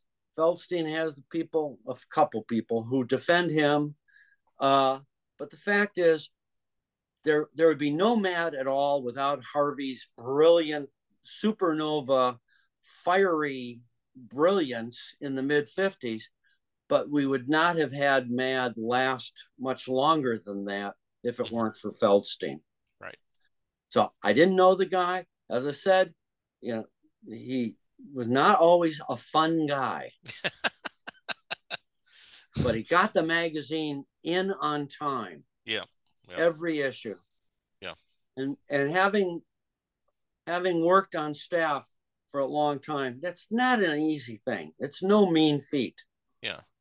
Well, the thing that I find amazing after Feldstein left, and I don't know if this is just relieving people of so much stress, but it seemed like pretty much Feldstein did it himself with some assistant, but it's like later on you had like a number of editors, it wasn't just Ficarra and Meglin, you had Charlie and all the other editors, kind of sharing the load, I think. Is that kind of Well, Joe and stuff like that, Joe Rayola? okay, so Yeah. Feldstein left. Yeah. Ficarra had taken over DeFuccio's position. Yeah. Feldstein left. Gaines knew that the wisest move was to name Nick and John co-editors, because Nick was a comic genius, Mhm. but he was not a good organizer. Yeah. If you'd ever see his office, you would know that. John, funny, organized, tactful, Yeah. diplomatic, a good boss. They were very, very good partners together. Mhm. Somebody had to take John's role then Yeah. because he moved up. Okay. Joe and Charlie were hired together because A, they were partners, and Right. B, they weren't working full time, either one of them. Hmm. So John's 5 days a week were basically filled by Joe and Charlie, each working 3 days a week. So Bill Hmm. Gaines got an extra day out of them. Got it. Okay. The other thing that happened, and this is something I made a big issue of when I came in, is if you're going to start publishing more material, you need a bigger staff. Well, that's true. You went monthly. I know that. We went monthly when DC took over after Bill Gaines' death. Paul Levitz decided, publisher at DC, that Mad would have just as big an audience monthly as it would 8 times a year. Hmm. Well, that's a much taller order. Yeah. To put it out 50% as often, because you're starting to ask more of the writers, more of the artists, and everybody wants to make more money, but there's also how much time do I have? Can Yeah. I put my best work in? And it's true on the staff as well. We're putting out more pages more often. And when I came in, I kept saying we need another body in the art department. Yeah. And that was my mantra for most of the 19 years. And, of course, in 2008 or 2009, the big recession, Hmm. everything fell apart. Right. It went down to Um, quarterly. I know. Yeah. right. They were going to kill the magazine entirely. Wow. And instead, they decided, A, to cut it back to quarterly, and B, they cut the staff in half. Hmm. And they cut morale by more than that, Hmm. because as far as I was concerned, quarterly is not a magazine, it's a special event. Right.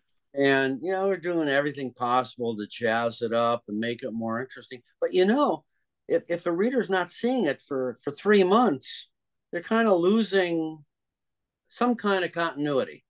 Yeah. Thank God that only lasted for a year, because by the end of that year, Levitz was gone.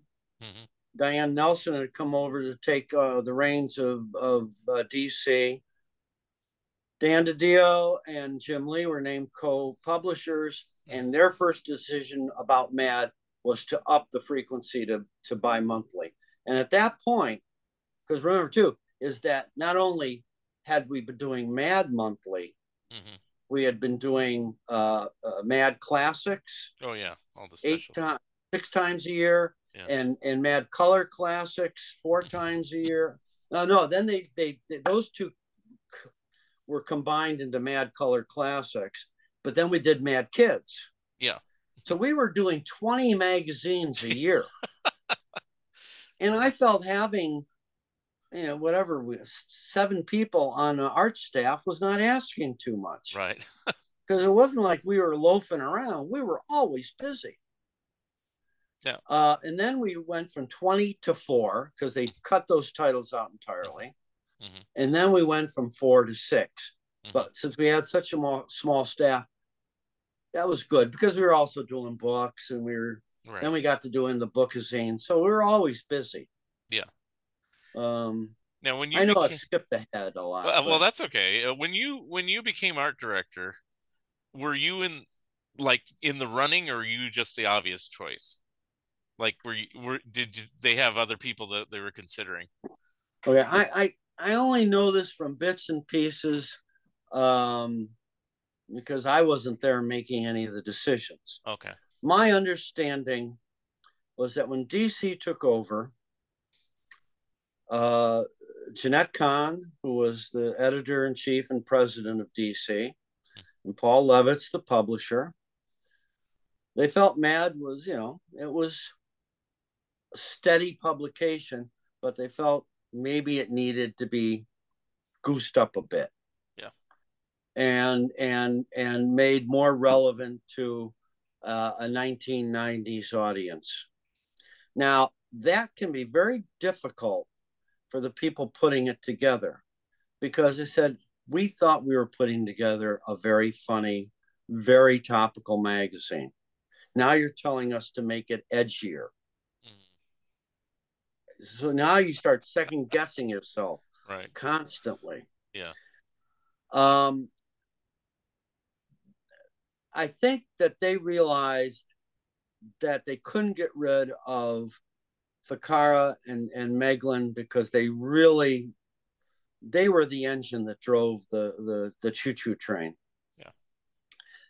But we'll call it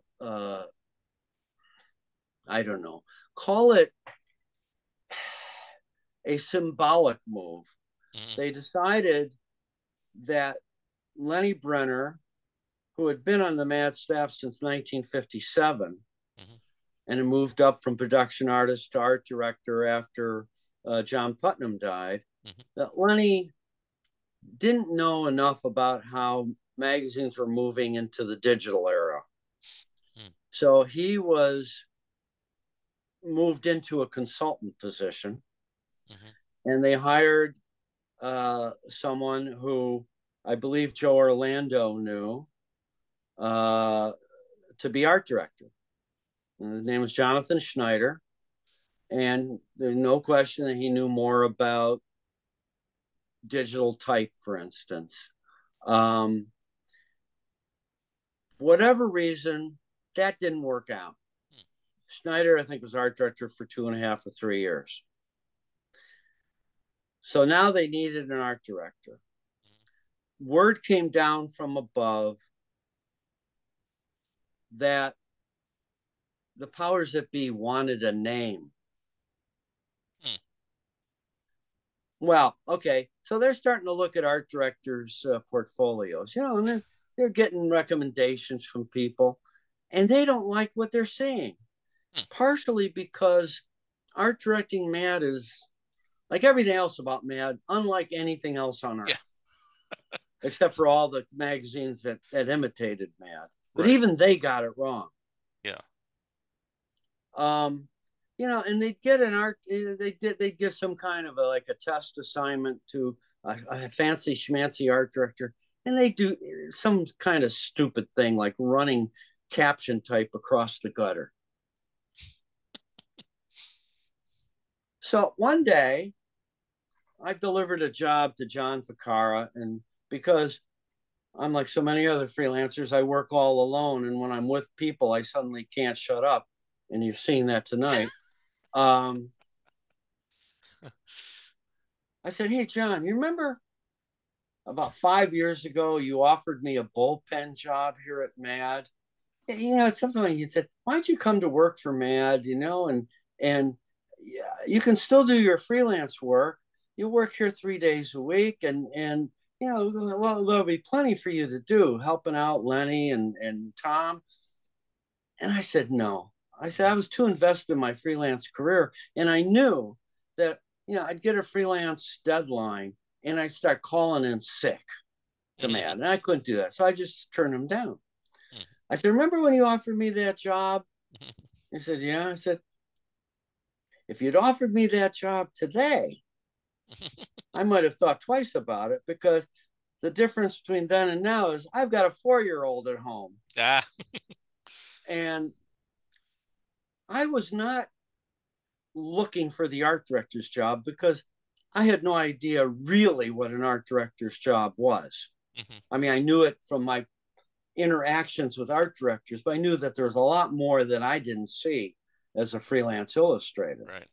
Right. And to my mind, most art directors came from the ranks of designers, not illustrators. Hmm. You know, the only exceptions I could ever think of to that I knew of at that time were Milton Glaser and Paul Davis, who had Hmm. both worked. But Glaser definitely was a designer, even though he also was an illustrator. So I wasn't looking for the job. I was just making small talk. Right. But I didn't see the light bulb go over John's head. Mm. He called me the next day. He said, "How'd you like the job?" Wow. That was fast. That's exactly what I said. I said, wait. You really think I'd be more valuable to you in that position than I am as an illustrator? Because by that time, I was doing a lot of work for them. Oh I yeah. had Oh one yeah. issue, then I had 3 articles in the same. And he said, yes. I said, okay. Well, that begs the Uh, question: Were you or are you a fast artist? I mean, I'm not fast the way Jack Davis is fast or oh, okay, Sergio. okay, I'm a deadline artist. okay. All You right. give me a job, give me 3 weeks to do a job. It'll take me 3 weeks to do. Give me 3 days to do the same job. If it's doable, I'll do it in 3 days. Okay. In fact, usually I did the 3 week job in the last 3 days. Okay. Continue. Okay. Um, I said, okay, well, let me think about it. Um, I didn't. I learned later that a few things were at play here. One was that I had already been toying with computer stuff. I've been playing around with Photoshop and Illustrator, and in fact, the first Mad article that was fully digitally illustrated, I did. Yeah. So they thought I knew more about computers than I actually did. The second thing was that within the rarefied world of Mad, I had a name. Yeah. I was a commodity to Mad readers, if no one else. Hmm. So apparently, John pitched me to Paul and Jeanette, and they said, "Hey, that's a great idea." Hmm. And so he called me the next day. He offered me the job. Hmm. I said, "Well, let me think about it." And I talked to my wife, and she tried to discourage me. Hmm. I said, "Why?" She says, "Well, I just want you to be happy." And she thought that Good. after over 20 years of being a freelancer, that I wasn't going to enjoy working in an office, being having a boss hang over me all the time and being other people's bosses as well. That was not what I made pictures. Hmm. But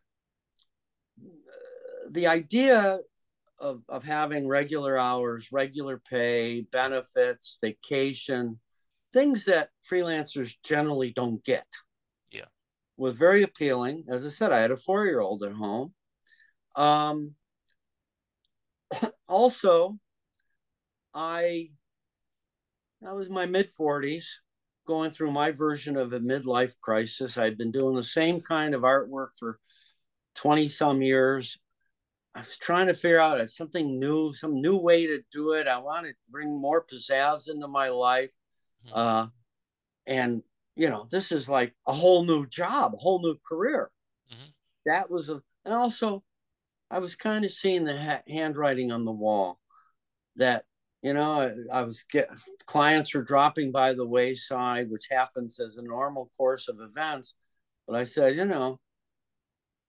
if I lose too many clients, I'm not going to be able to have my share of the income for the family. Right. So it was a combination of rationales why I accepted the job Hmm. that, it would be a creative challenge. It would be a personal challenge. And I said, look, I'll give it a year. If I'm not happy at the end of the year, I'll go back to freelancing. Right. Well, 19 years later, they had to Yeah. drag me up kicking and screaming. So Right. I guess I did like it. And Hmm. fact is, yes, I did. I, Hmm. you know, as much or more than any office setting, it really is a family at Mad, Hmm. for all the good and bad that may entail. Right. And that was definitely true under Gaines. Hmm. Gaines really did create a family with himself as Big Daddy at the top. Yeah. Now, when he was gone, Nick and John didn't try to fill his role in that way, but they still tried to keep it as a family, even though a lot of the things were gone. We didn't go on trips anymore. Right. We didn't get bonuses or things like that. But and when I came on board, it was the same thing. I couldn't offer the same kinds of things that the old guys got under Gaines and Putnam and Lenny, but I could make them feel wanted. Hmm. I could make them feel loved. I could make them happy about the fact they were part of this family. And the fact is, I loved working with all these guys. Hmm. I've told many people that the the biggest regret, the thing that hurts me the most in 5 years since the Mad New York office is closed down and I no longer have that job, is I don't have the opportunity to just pick up the phone and call somebody and say, I got a job for you. And that's a good excuse to just start schmoozing with them. Right. I mean, I still am in touch with a fair number of Mad guys, and especially the old guys, the ones that are left. But it's a little awkward sometimes just to call up and say, I just thought I'd say hello. Yeah. Yeah. When I used to call up and say, hey, I got work for you. Yeah. Although, I've seen photos, you guys get together to go eat or something every so often, it seems like. So at least you kind of do that. Well, you're talking about the staff? Yeah. Yeah. In more recent years, I mean, Yeah, it's not at least, happened much, yeah. Yeah. for a But number of reasons. yeah. Uh, some of the guys have gotten jobs. Yeah. Actually, Brian Flanders works at Scholastic now. Yeah. Um, and I'm in pretty close touch with Ficara and Rayola and Kadu, a little bit with Ryan, less, although we all are on a text feed, so we always kind of share thoughts about things with each other.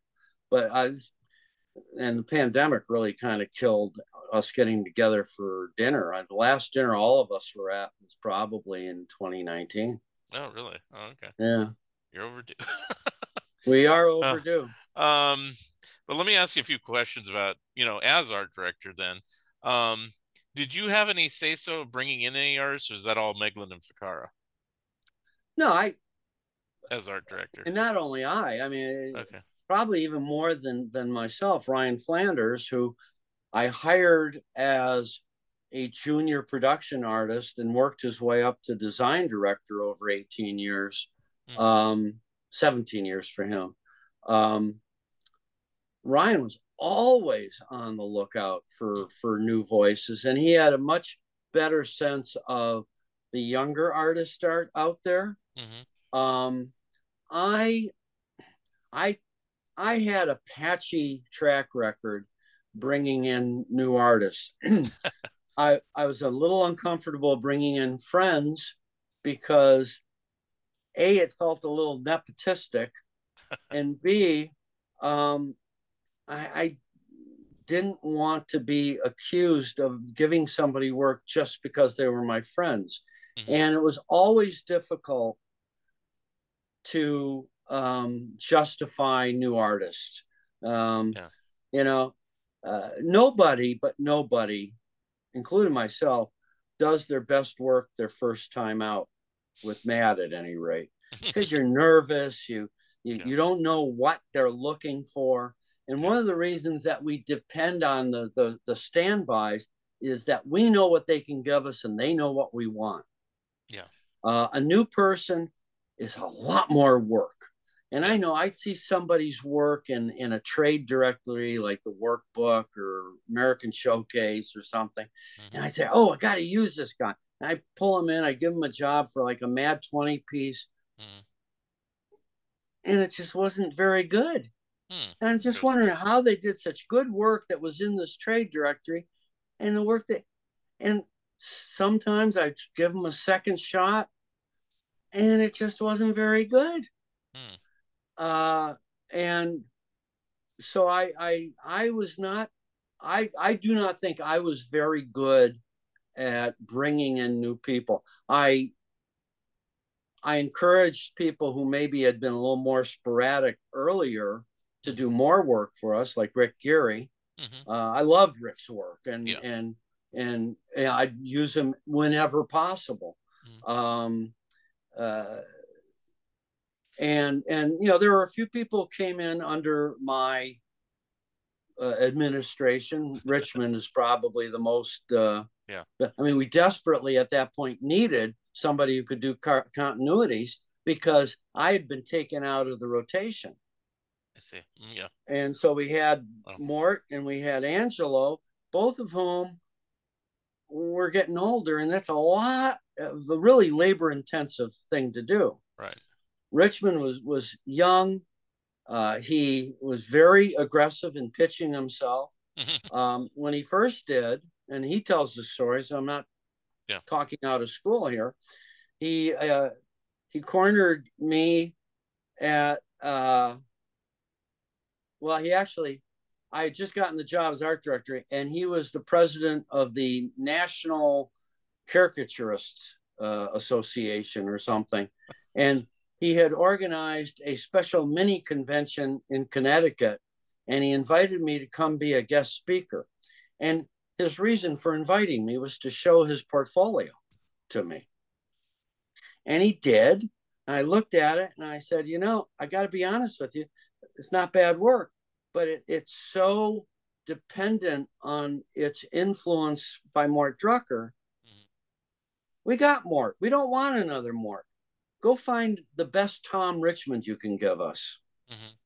And it turned out that Nick Meglin had told them the exact same thing just a few Yep. months before. Yep. So a year and a half later, Ada Rubens happened to be, I think, in New York. He cornered us again, and he had been doing stuff for Cracked, and he showed us what he had done, like um, a Gladiator, Yeah. and I think he'd even written it himself. Yeah. And Godzilla, I think, and X-Men, I think, were the ones they did something like that. yeah, I remember the Gladiator Yeah. one, Yeah.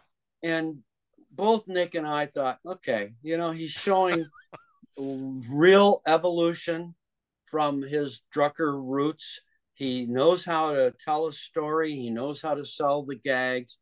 We gave him a few other things first before we gave him a Yeah. movie or TV parody, but he proved himself. Yeah. Um, and of course, because he could work in color, when we moved into color, Yeah. He was talking about that. he Yeah. started getting more work because he was coloring digitally. Neither Morton nor Angelo could do that. Angelo, we could get Wildstorm or another color studio to colorize his work. Mort did not want his work colorized. Right. Which is Mort odd. had made Very odd. well, first of all, Mort had earned the right to be as picky as he wanted. Of course. Yeah. And he said to me, he said, look, I did this back in my comic book days. I Right. did the penciling and inking, and someone else colored it. Now I want to be in full control of my artwork. Mm. And, he would do a full color cover, Yeah. but he couldn't do a 6-page parody in full color. Mhm. So we were really restricted to doing just black and white stuff with Mort, which meant that Richmond was getting all the meaty stuff because if we're going to do a superhero movie, we wanted it to be in full color. Yeah. And we try and find stuff that catered to Mort's skills. Like Yeah. I remember when I think Charlie Cadu wrote it, the parody to the TV show Las Vegas, and the splash had the Rat Pack at top. I said, oh, this will be great for Mort because he'd be able to draw Frank Sinatra and Sammy Davis Jr. and Dean Martin. And he did a great job. And another one that I was so happy we gave to him, and then I screwed it up, was Deadwood. Because, Mort loved to do cowboy stuff and old-timey stuff.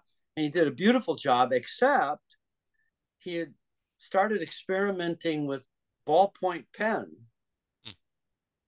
And it was much harder to reproduce than India ink. I mean, Mort always tried different stuff. If you ever looked at a Mort Drucker original, you would realize it was like mixed media. There would be pen and ink and Zipatone and ruby lith and pencil shading and washes and magic marker. I mean, in some ways, his originals were a mess. But they were a glorious mess. And as long as they reproduced, it didn't matter that the originals were a mess, right? Yeah. The ballpoint pen was just trickier. And I remember that I was just utterly devastated when the magazine came out because it just looked not good. Mort's Deadwood, it looked murky and kind of clogged up. And I tried to redeem myself when we did the Mort Drucker book, Mad's Greatest Artist, because I got the chance to put that book together. And I made sure we did Deadwood and that we cleaned up the scans. And so it looked the way Mort would want it to look. Is that the one that Mort took his name off of, or was that a different one? There's one that he didn't like. I think he tried to color it or something. Was that it?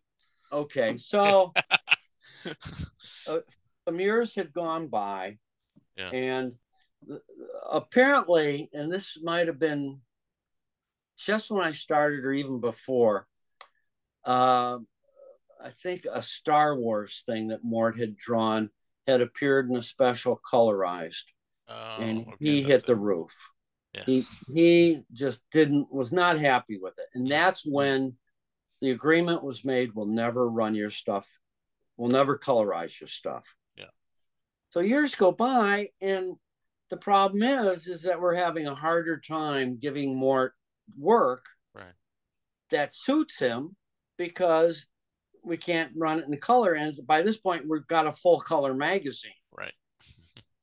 It was one thing when we were doing like spot color and a few pages here, but by this point, we're full color. I went to Mort. I begged him. I said, Mort, just give us one chance to try to colorize your work.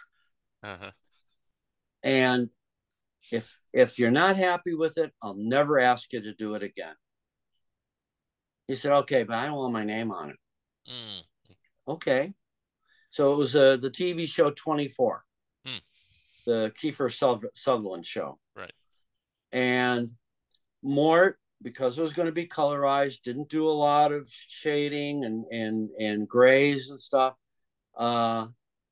And so next to his regular work, it looked a little sparse. It's still well drawn, well paced, funny. And I sent it, I think it was Wildstorm, who was still doing most of our color at that time. Right. And I just did the wrath of God thing with them. I said, this is Mort effing Drucker. And you better do the best color job you've ever done in your entire lives.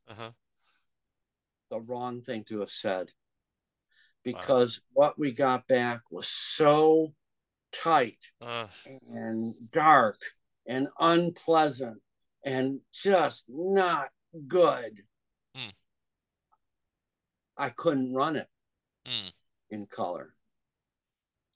But I couldn't run Mort's inks bare either because there was nothing holding them together. His usual shading and zipatone and ruby lith and washes. So what I had to do is take the color plate, the color files, and take all the color out, so they were just grayscale, Yeah. and run them under Mort's inks, Mm-hmm. which was not really satisfactory either. Ficarra had a statement of a phrase he used: a feathered fish. It's neither this nor that. And that's what we got, was a feathered fish. Now, even if it had come out good, Mort would almost certainly not have let us run his name on it. Yeah. I don't remember the name he used, Bob King or something like Yeah. that. But it was not very good. And, there are people who said, this looks like Mort Drucker's work, but what's wrong with it? So, Yeah. and I never Yeah. again, Yeah. and we would continue where, I, like Mort did, for our monkey issue, he did a parody of the TV show Monk with Tony Shalhoub, Right. except it was a real monkey. And we ran that in black and white. Yeah. There were a few spots later on toward the end of Mort's run before he retired from Mad. He did some spots for the Fundolini, and I personally colored those. Mm. And I think, if I recall, I may have run them by him before we ran them in the magazine or something. But I kind of painted them practically in order to try to live up to his penmanship. Yeah. So, but and see, this is the thing. The art director skill and any editor skill is not simply. I used to tell people, I had two functions to my job. One was to get the magazine out on time, which is no mean feat, as I mentioned earlier. Two, hopefully to be the best damn looking magazine that we could put out there.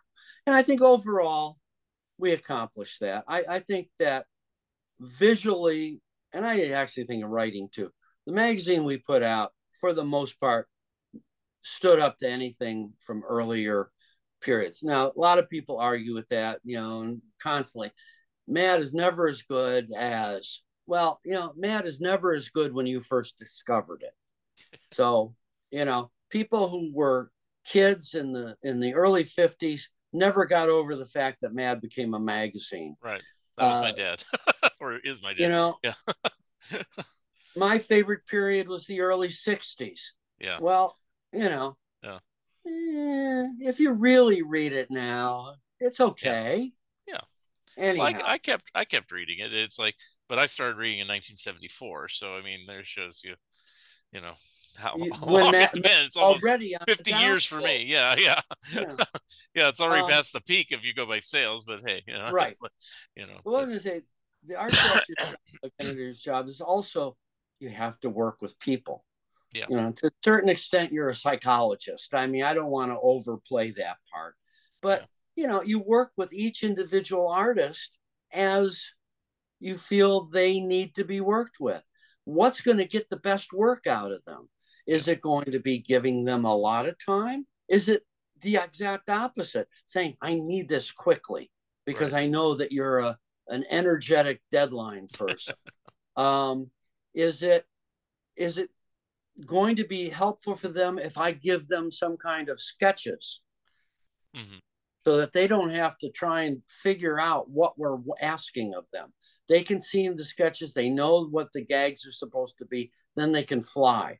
And honest to God, it was the old guys who really wanted me to do that. People like Jaffe and Coker, because they could spend their time then crafting their work rather than trying to figure out what's the joke supposed to be here. Yeah. And I always loved seeing, because Coker, I sent him sketches and he'd send me back something that was totally different, but better, which is fine. Yeah. Staffy, I'd send him the sketches and he'd add like 20 gags to each one. Great. Yeah. That makes my life so much easier. Yeah. But then, and this is what I was getting to earlier, I'm bringing somebody new. They don't know what Mad wants of them. They may think they do, Yeah. but they generally don't. And so it means I got to work harder with them. Yeah. I need to see their sketches, and more than I would with an old guy, Mm-hmm. send them back and say, no, you got to do this, you got to do that. And I always felt my strongest suit as an art director was that I had a 22-year career as an illustrator before I came onto the job, because every illustrator has a story where they're asked by an art director, or more likely an editor, to do an illustration that's impossible. Mm-hmm. Meglin's example is always, okay, it's the scene from Gone with the Wind where Scarlett O'Hara is going through the train station and there are bodies everywhere, as far as the eye can see. Hundreds and hundreds of bodies, dead and maimed and wounded. And then you see this one soldier in the distance, sitting up, and on his belt buckle is the signature of his loved one. And you say, how the hell am I going to do that? My strength as an art director, I thought, was that I would never ask an artist to do something that wasn't possible. And if they thought it was impossible, I could show them how to do it. Mm. But as I said, younger artists not only had the history that the older guys did, they also were younger, usually cockier. Mm-hmm. I know better than you. So there'd be more of a dance. Yeah. And sometimes it worked out. Richmond worked out very quickly. Mm-hmm.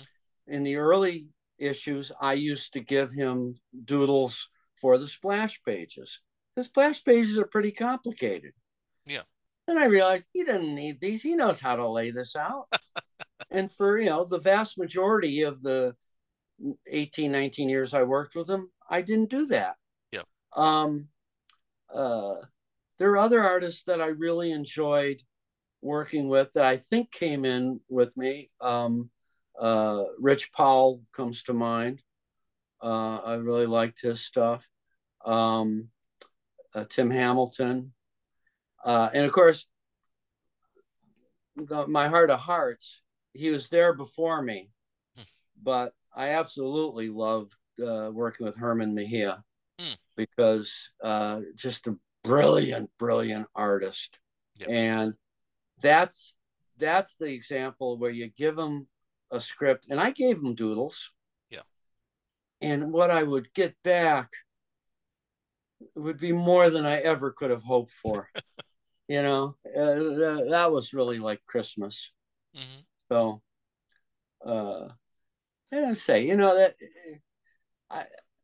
that's why I ended up in the job for 19 years. I loved working with all these mm-hmm. people, both the staff at the office and all of those wonderful freelancers. And, mm-hmm. and it's a very, very strange position to be in. And not many people, maybe nobody else on earth can say this.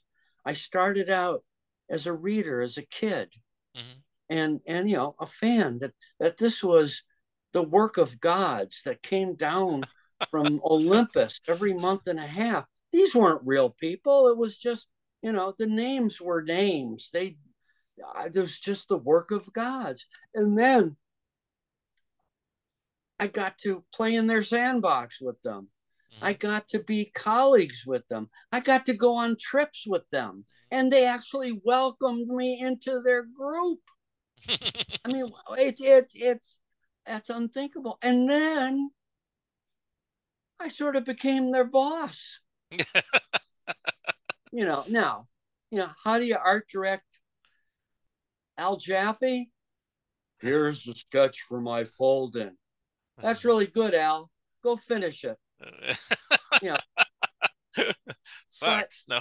but you know, over all those years, I felt a closeness Yeah. to all these guys, Yeah. and that's why I tried to keep up with them. And I the fact that now I can say Al Jaffe is my friend. Yeah. Sergio Aragonis is my friend. Paul Coker was my friend. Yeah. I'm so heartbroken that I can't say that in the present tense anymore. Right. Um, Angelo Torres is my friend. Mm-hmm. Harry North is my friend. Irving Schild is my friend. That that the working relationship grew into something more. Yeah. It's just, you know, I'm a very lucky guy. Mm-hmm. I really Well, am. I envy you. I will say that. Well, I Um, won't stop you. a couple questions because we've been talking for quite a long time, so I'll try I to, know. yeah. But I have to The ask never this. ending podcast. Yes. Um, you used the name Jack Syracuse. Was that to differentiate when you became an art director? Or where did that name come from? What was the story behind that? When I took on the job, Okay. I was told that I the DC Comics, and Matt at this point is part of DC, had a rule that you could not do your job that you were being paid a salary for on a freelance basis. Mm, Okay. Um, but I could do illustration on a freelance basis because it wasn't the same wheelhouse as being an art director. mm, Okay. However, I was being paid my salary on my social security number for my art director job. mm-hmm. To do freelance work, I had to go to City Hall and get a DBA, doing business as. Wow, I didn't know it was that So involved. yeah. So, and there were certain rules about the name you could give your company. Hmm. And my dad, remember I mentioned my dad about Hmm. 3, 4 hours ago? Yeah. My dad always had this name for himself. I don't know where it came from or why he called himself Jack Syracuse. Huh. So I wanted to call myself Jack. I wanted this business to be Jack Syracuse. I was told you can't use a person's name. Mm, You can, however, use a location, a city name, a state name, a country name. mhm, Syracuse happens to be a city. mhm, So I did all the paperwork to do my business, my illustration business, as Syracuse Illustration. And when I did my first freelance job after becoming art director, I said, you know what? If Syracuse is getting paid, Syracuse should get the credit. mhm. So I started using, I said, I want the credit to read Art Jack Syracuse. Yeah. Well, they didn't care. I mean, a number of writers that have used pen names. Arnie Right. Kogan had about like 2 dozen pen names. Um, so they didn't have a problem. They didn't care why. And I didn't try to do a different style, because for me, style is not a conscious thing. You, once again, much earlier asked about my developing style. It wasn't a conscious thing. I go by the motto of a movie called Round Midnight. Have you ever heard of it? Yeah. Dexter Gordon, a great Mhm. jazz musician, played a great jazz musician in this movie, but it was set in the 50s. And he's in Paris. And he's followed around by a French journalist Mhm. who at some point asks him about style. And he says, style isn't something you pick off a tree. The tree grows in you. And that's what I believe. That style, here's another analogy. Oh, When I was in third grade, I took penmanship in school, as everybody did in those days. yeah. cursive writing, and we all learned the exact form of all the letters the same way. So, presumably, as you grow up, everybody is still writing the same way, but that's not true. By the time you become an adult, your signature may bear no relationship at all to what you learned in third grade, Right. because your personality takes over. Your comfort with doing that becomes, built in. So it's the same for me with artwork, that I'm not trying to do a style. I'm just trying to do a good picture. And the more I do it, the more it becomes my work, my personal work. Even though, I never had imitating anyone else's style. I mean, tons and tons of influences, and not just Yeah. caricaturists. I mentioned Carmine Infantino. Mm-hmm. He was a big influence, but so was Joe Kubert and Gil Kane and Norman Rockwell and Michelangelo. Mm-hmm. You know, everything kind of combines in you, but then you take over, Mm-hmm. and that was my style. And I think there isn't that vast a difference, but once again, this is where I rely on someone else between the work I was doing in 1980 and the work I do now. Yeah. I think that there's some kind of similarity to it. Yeah. The same person, just a little older, Yeah. a lot older. I think you got better, I'll tell you that. But Oh, one that's thing, nice. one thing I will say, and this is kind of sad to admit this, but it's the truth.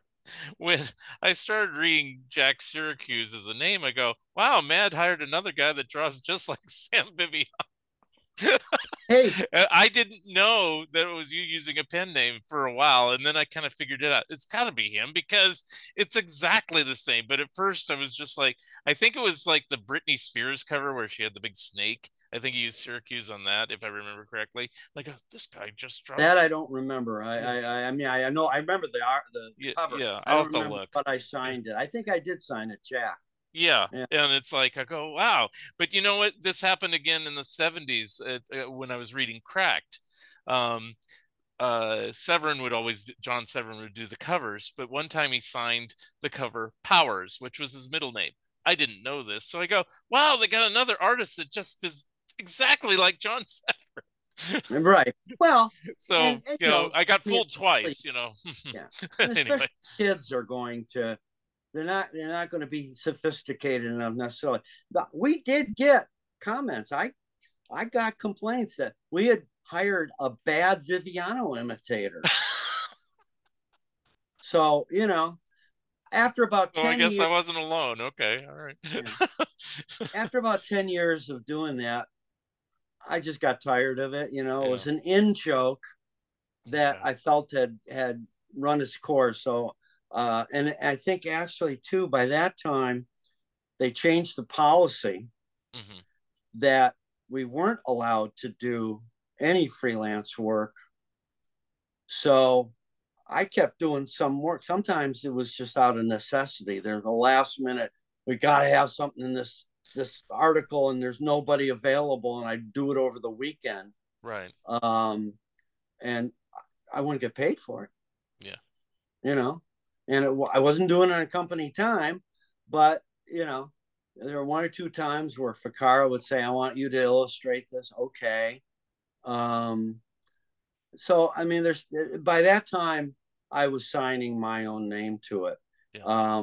The peak of that was in 2016. Uh, that was the year Hamilton broke, Oh yeah. and one of the writers wrote some article about Hamilton, historical inaccuracies in Hamilton, and I said to John, I had seen Hamilton. I fell in love with it. I mean, Hmm. I became like a real nut about Hamilton. I said, you gotta let me illustrate this. Hmm. And he said, okay, okay, okay.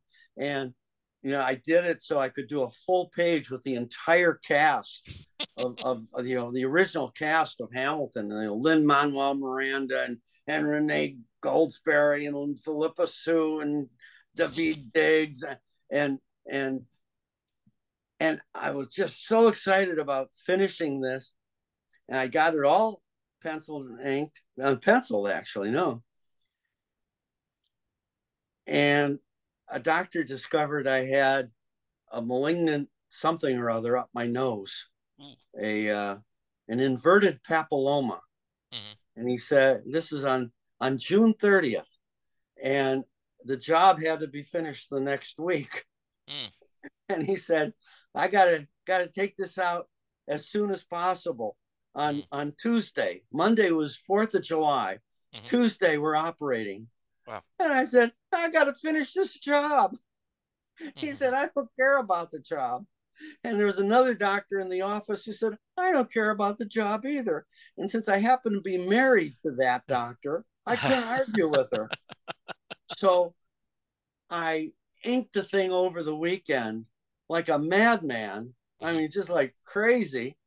And then we had to get a professional colorist to do the color on it. Mm-hmm. You know, and she, her name was Carrie Strange. She did a wonderful job on it, and I love her for it.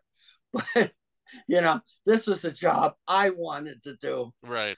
and you know, and kind of like the Mort Drucker thing came in. If I'm going to do it, I want to do it soup to nuts. Right. Exactly. On the other hand, when the issue came out, I got an email from David Shane, who had been an editor at Mad for a number of years, then moved out to LA to write for TV. And he said, did you see Lin-Manuel's tweet this morning? I said, I'm not on Twitter. What tweet?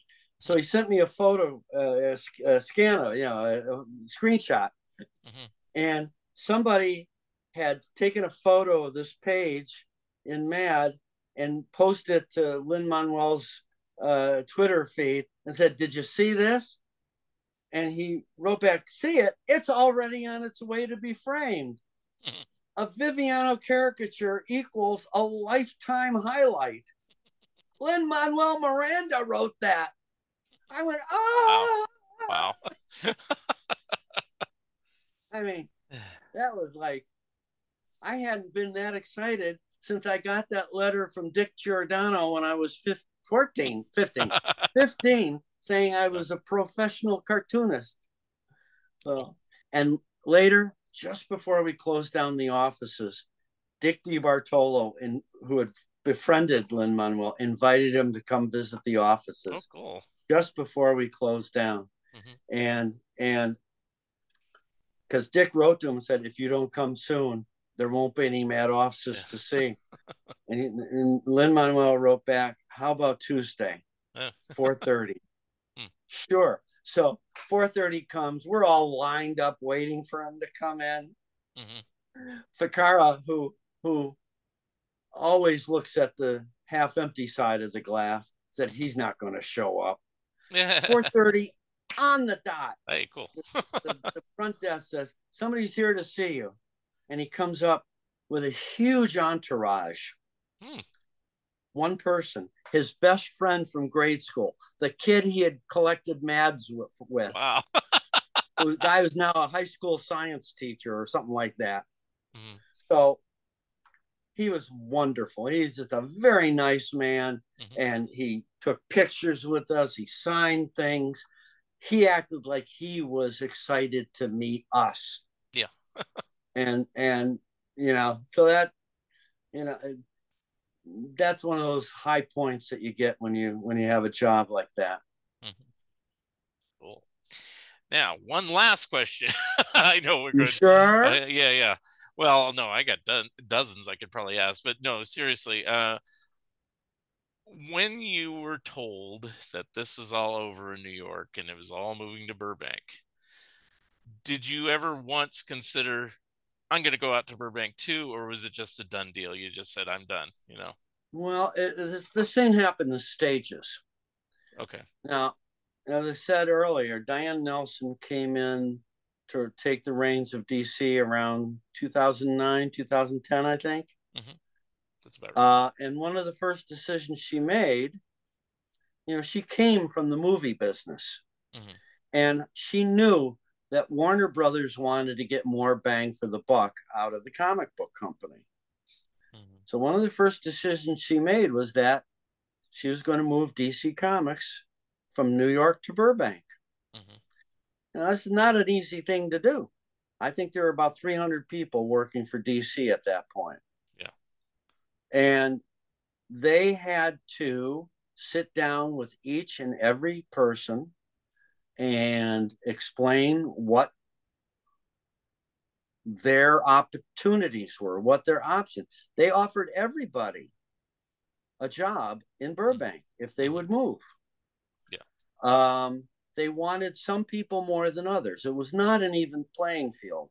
Hmm. If they felt you were really necessary to whatever they wanted, they would offer you more. But most people were getting offers of that the move would be paid for, that they'd have a job, whatever. Hmm. Now, of the, I think, 8 people on the staff at MAD at this point, and we're talking about 2011, 2012, Hmm.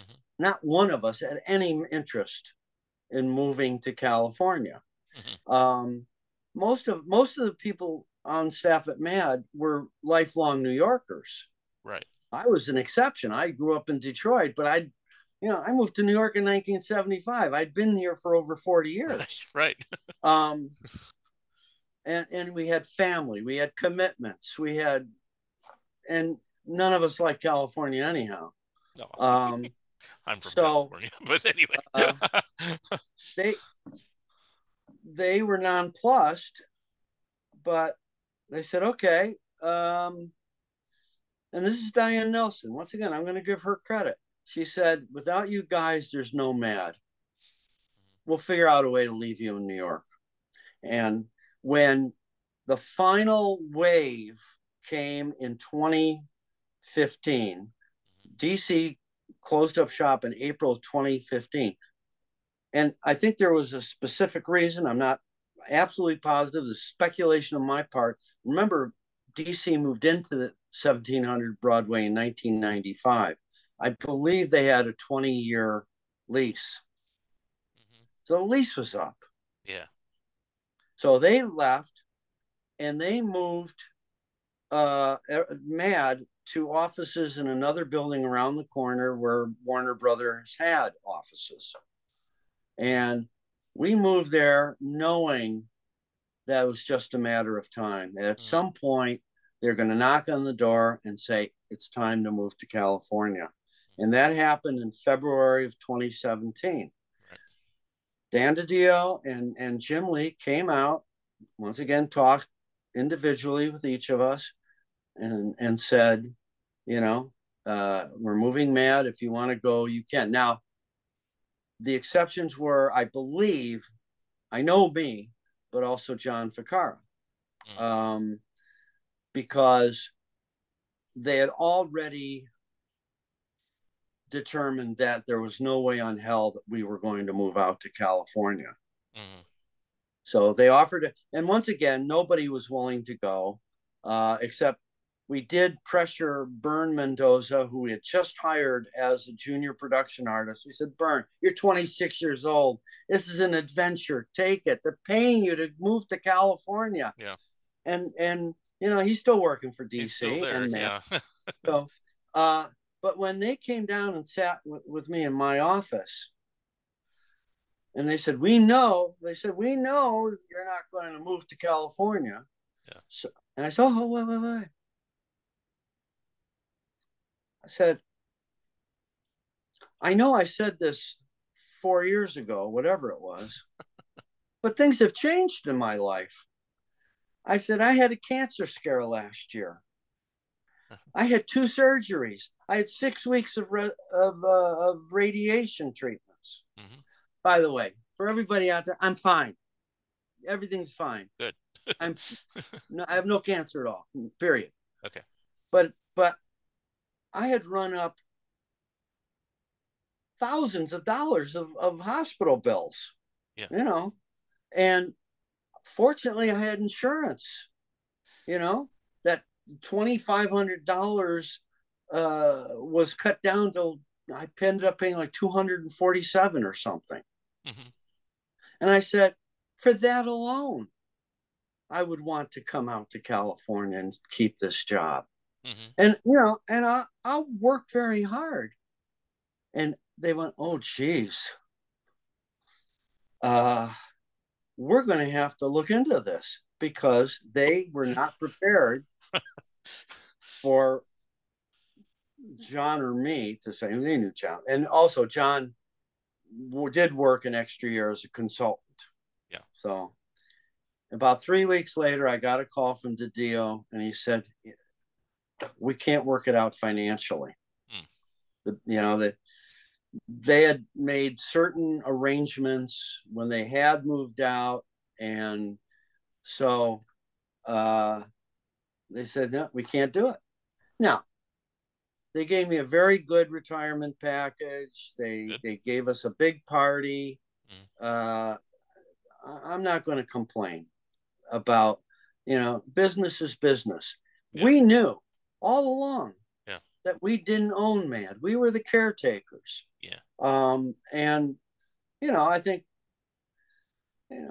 I was on staff for 19 years. Joe and Charlie for 33. John for 37.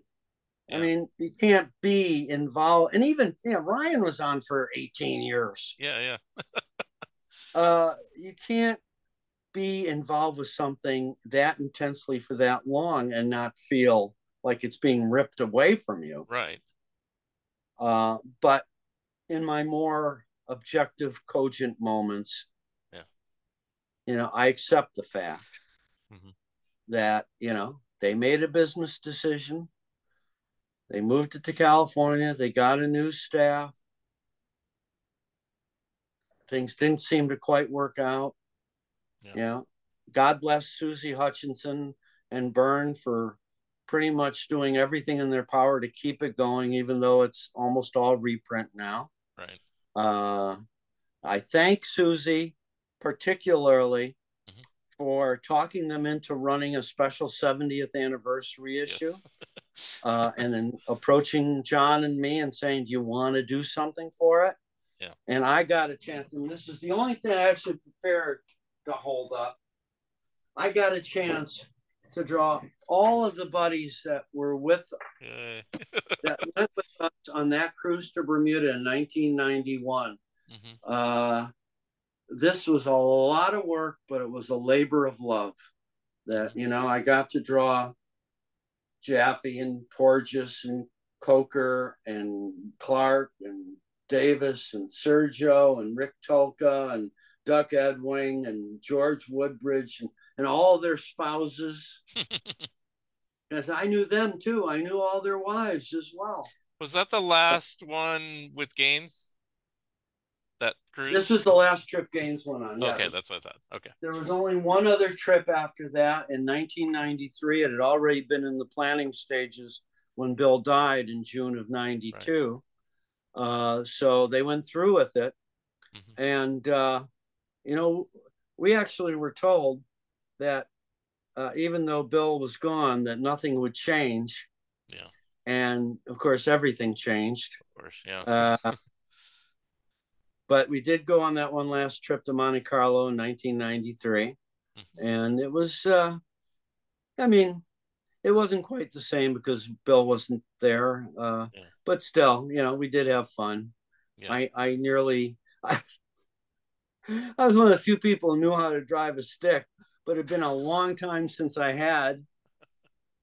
And I threw it in reverse on a hill, and I nearly killed about half a dozen of the usual gang of idiots. Wow.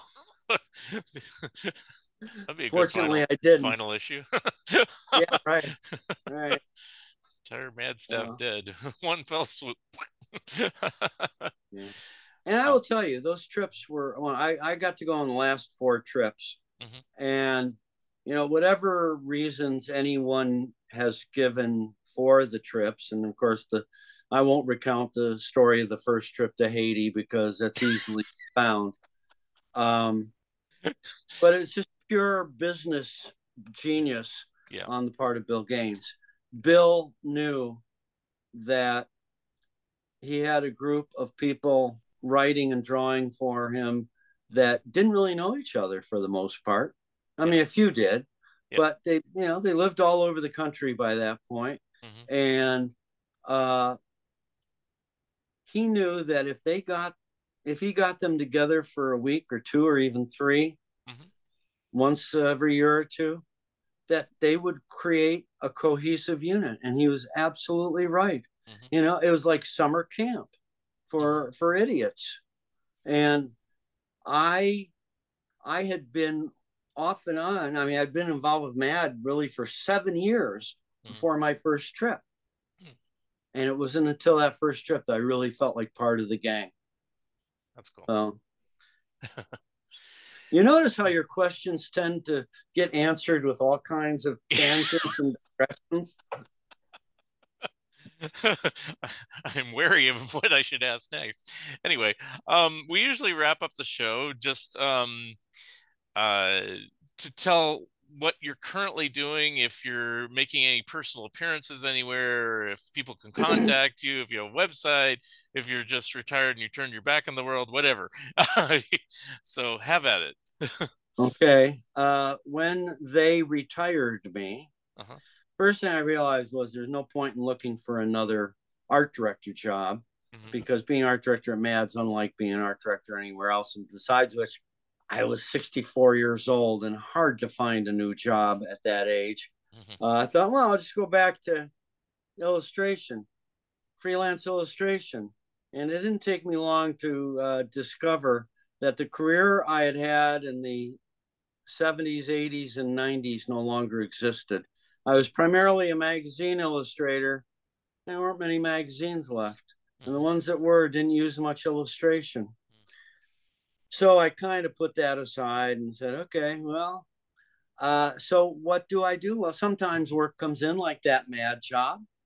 Um, I still do covers, not all the time, for Hits magazine. It's a music magazine, publishes out of LA.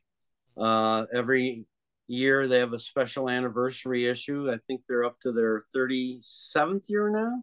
Yeah. And I've done something like 2/3 of their anniversary covers. There are a couple I haven't been able to do. When I had that little cancer scare, I couldn't do their cover, and I pitched Tom Richmond to them. He did that one. Mm-hmm. And last summer, I was so busy with that Mad Cruise job, I couldn't take it on. So Ed Steckley did it, Cool. kind of keeping it in the family. Um, but, aside from that, I realized I better start practicing drawing again Mm-hmm. because I hadn't been drawing full time for a long time. So now sometimes I just get up in the morning. I come into my little studio, which, to be honest, is half of what used to be my daughter's bedroom. Mm-hmm. And I'll just pull a photograph out and I'll draw it. Well, now I have a whole sheaf of things. This is the woman who starred in the Emmett Till movie, Mm-hmm. Danielle Deadweiler, David Strathairn, Patricia Highsmith. Wow. And I just like doing this stuff. Mm-hmm. Oh, and sometimes I've been posting them online. I posted this one online. That's Franz Joseph Haydn, the composer. Okay. So, if work comes in, I do the work. If it doesn't, I'm doing workshops for Joe Raiola. Joe Raiola is the executive director of a nonprofit organization called Theater Within. And they do all kinds of workshops. They're probably best known for every winter putting on a John Lennon tribute concert, something they've done since the year after John Lennon was shot and killed. So that means 40 years now and counting. Yeah. And the funds that they raise now, they use to put on workshops for Gilda's clubs and other cancer support organizations around the country. Um, Now, when he first started doing this, I was going down to Houston Street for where the headquarters of Gilda's Club was, and doing workshops with uh, people who were cancer survivors and kids whose parents were cancer survivors or not. And it was a wonderful thing in person. Now, for the last 3 years, it's been Zoom, which is a little bit different, like this, but also enables a wider range. So now I'm doing caricature workshops, by the way, in not only here in New York, but in Ohio and Illinois and Kentucky and Pennsylvania and New Jersey, because it's Zoom. Zoom. So I do like half a dozen of those every quarter, I think. Um, and it's quite meaningful to me, and it's worthwhile, and it's sometimes fascinating to see what people who say they can't draw can come up with. So other than that, I spend a fair amount of my day walking my dog. I have a Cairn Terrier, as I told you earlier, Mark, who's quite a handful, and but he's my buddy. Mm-hmm. So I'm adjusting, but still kind of curmudgeonly crabbing all the way into retirement. Sounds good. But as long as you're enjoying yourself, whatever you do, that sounds Yeah. like the best plan. Well, I have discovered that I really love to draw. Mm-hmm. And I guess that's the one thing that hasn't changed since I was 3 years old, Mm-hmm. to wrap it all up. That's very cool. All right. Well, I want to thank you, Sam, for being my guest. This probably will be to come 2 episodes because I try to keep it, I you know. Three maybe. Yeah, yeah. But that's fine, and I've done that before, and I really appreciate you being my special guest, and that pretty much wraps up another episode of Fun Ideas Podcast. One Oh, last thing. okay, it's over. I was just No, going to say, you asked me about no, keep where I going. was. Keep Well, I'm going. not sharing no more. I But haven't cut it off yet. but I have, as I mentioned briefly, started posting stuff again. I did for about a year and a half, then I got tired of it. I don't know how long I'll continue doing it, but there's stuff kind of archived there. So if you want to see my stuff, you can go to Sam Viviano Illustrator, Facebook, and there may or may not be like an underscore somewhere, but you just do Viviano, you'll find Sam Viviano Illustrator.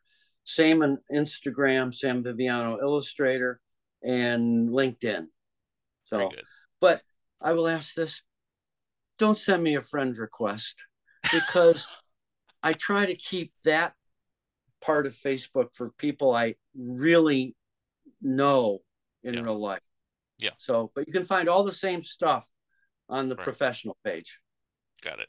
Okay, now you can end. And that's a good postscript, but we will end again. Ending 2. Anyway, so again, thank you for being my special guest, Sam Viviano. And it's a pleasure talking to you again. And we'll see you next time on another episode of Fun Ideas Podcast.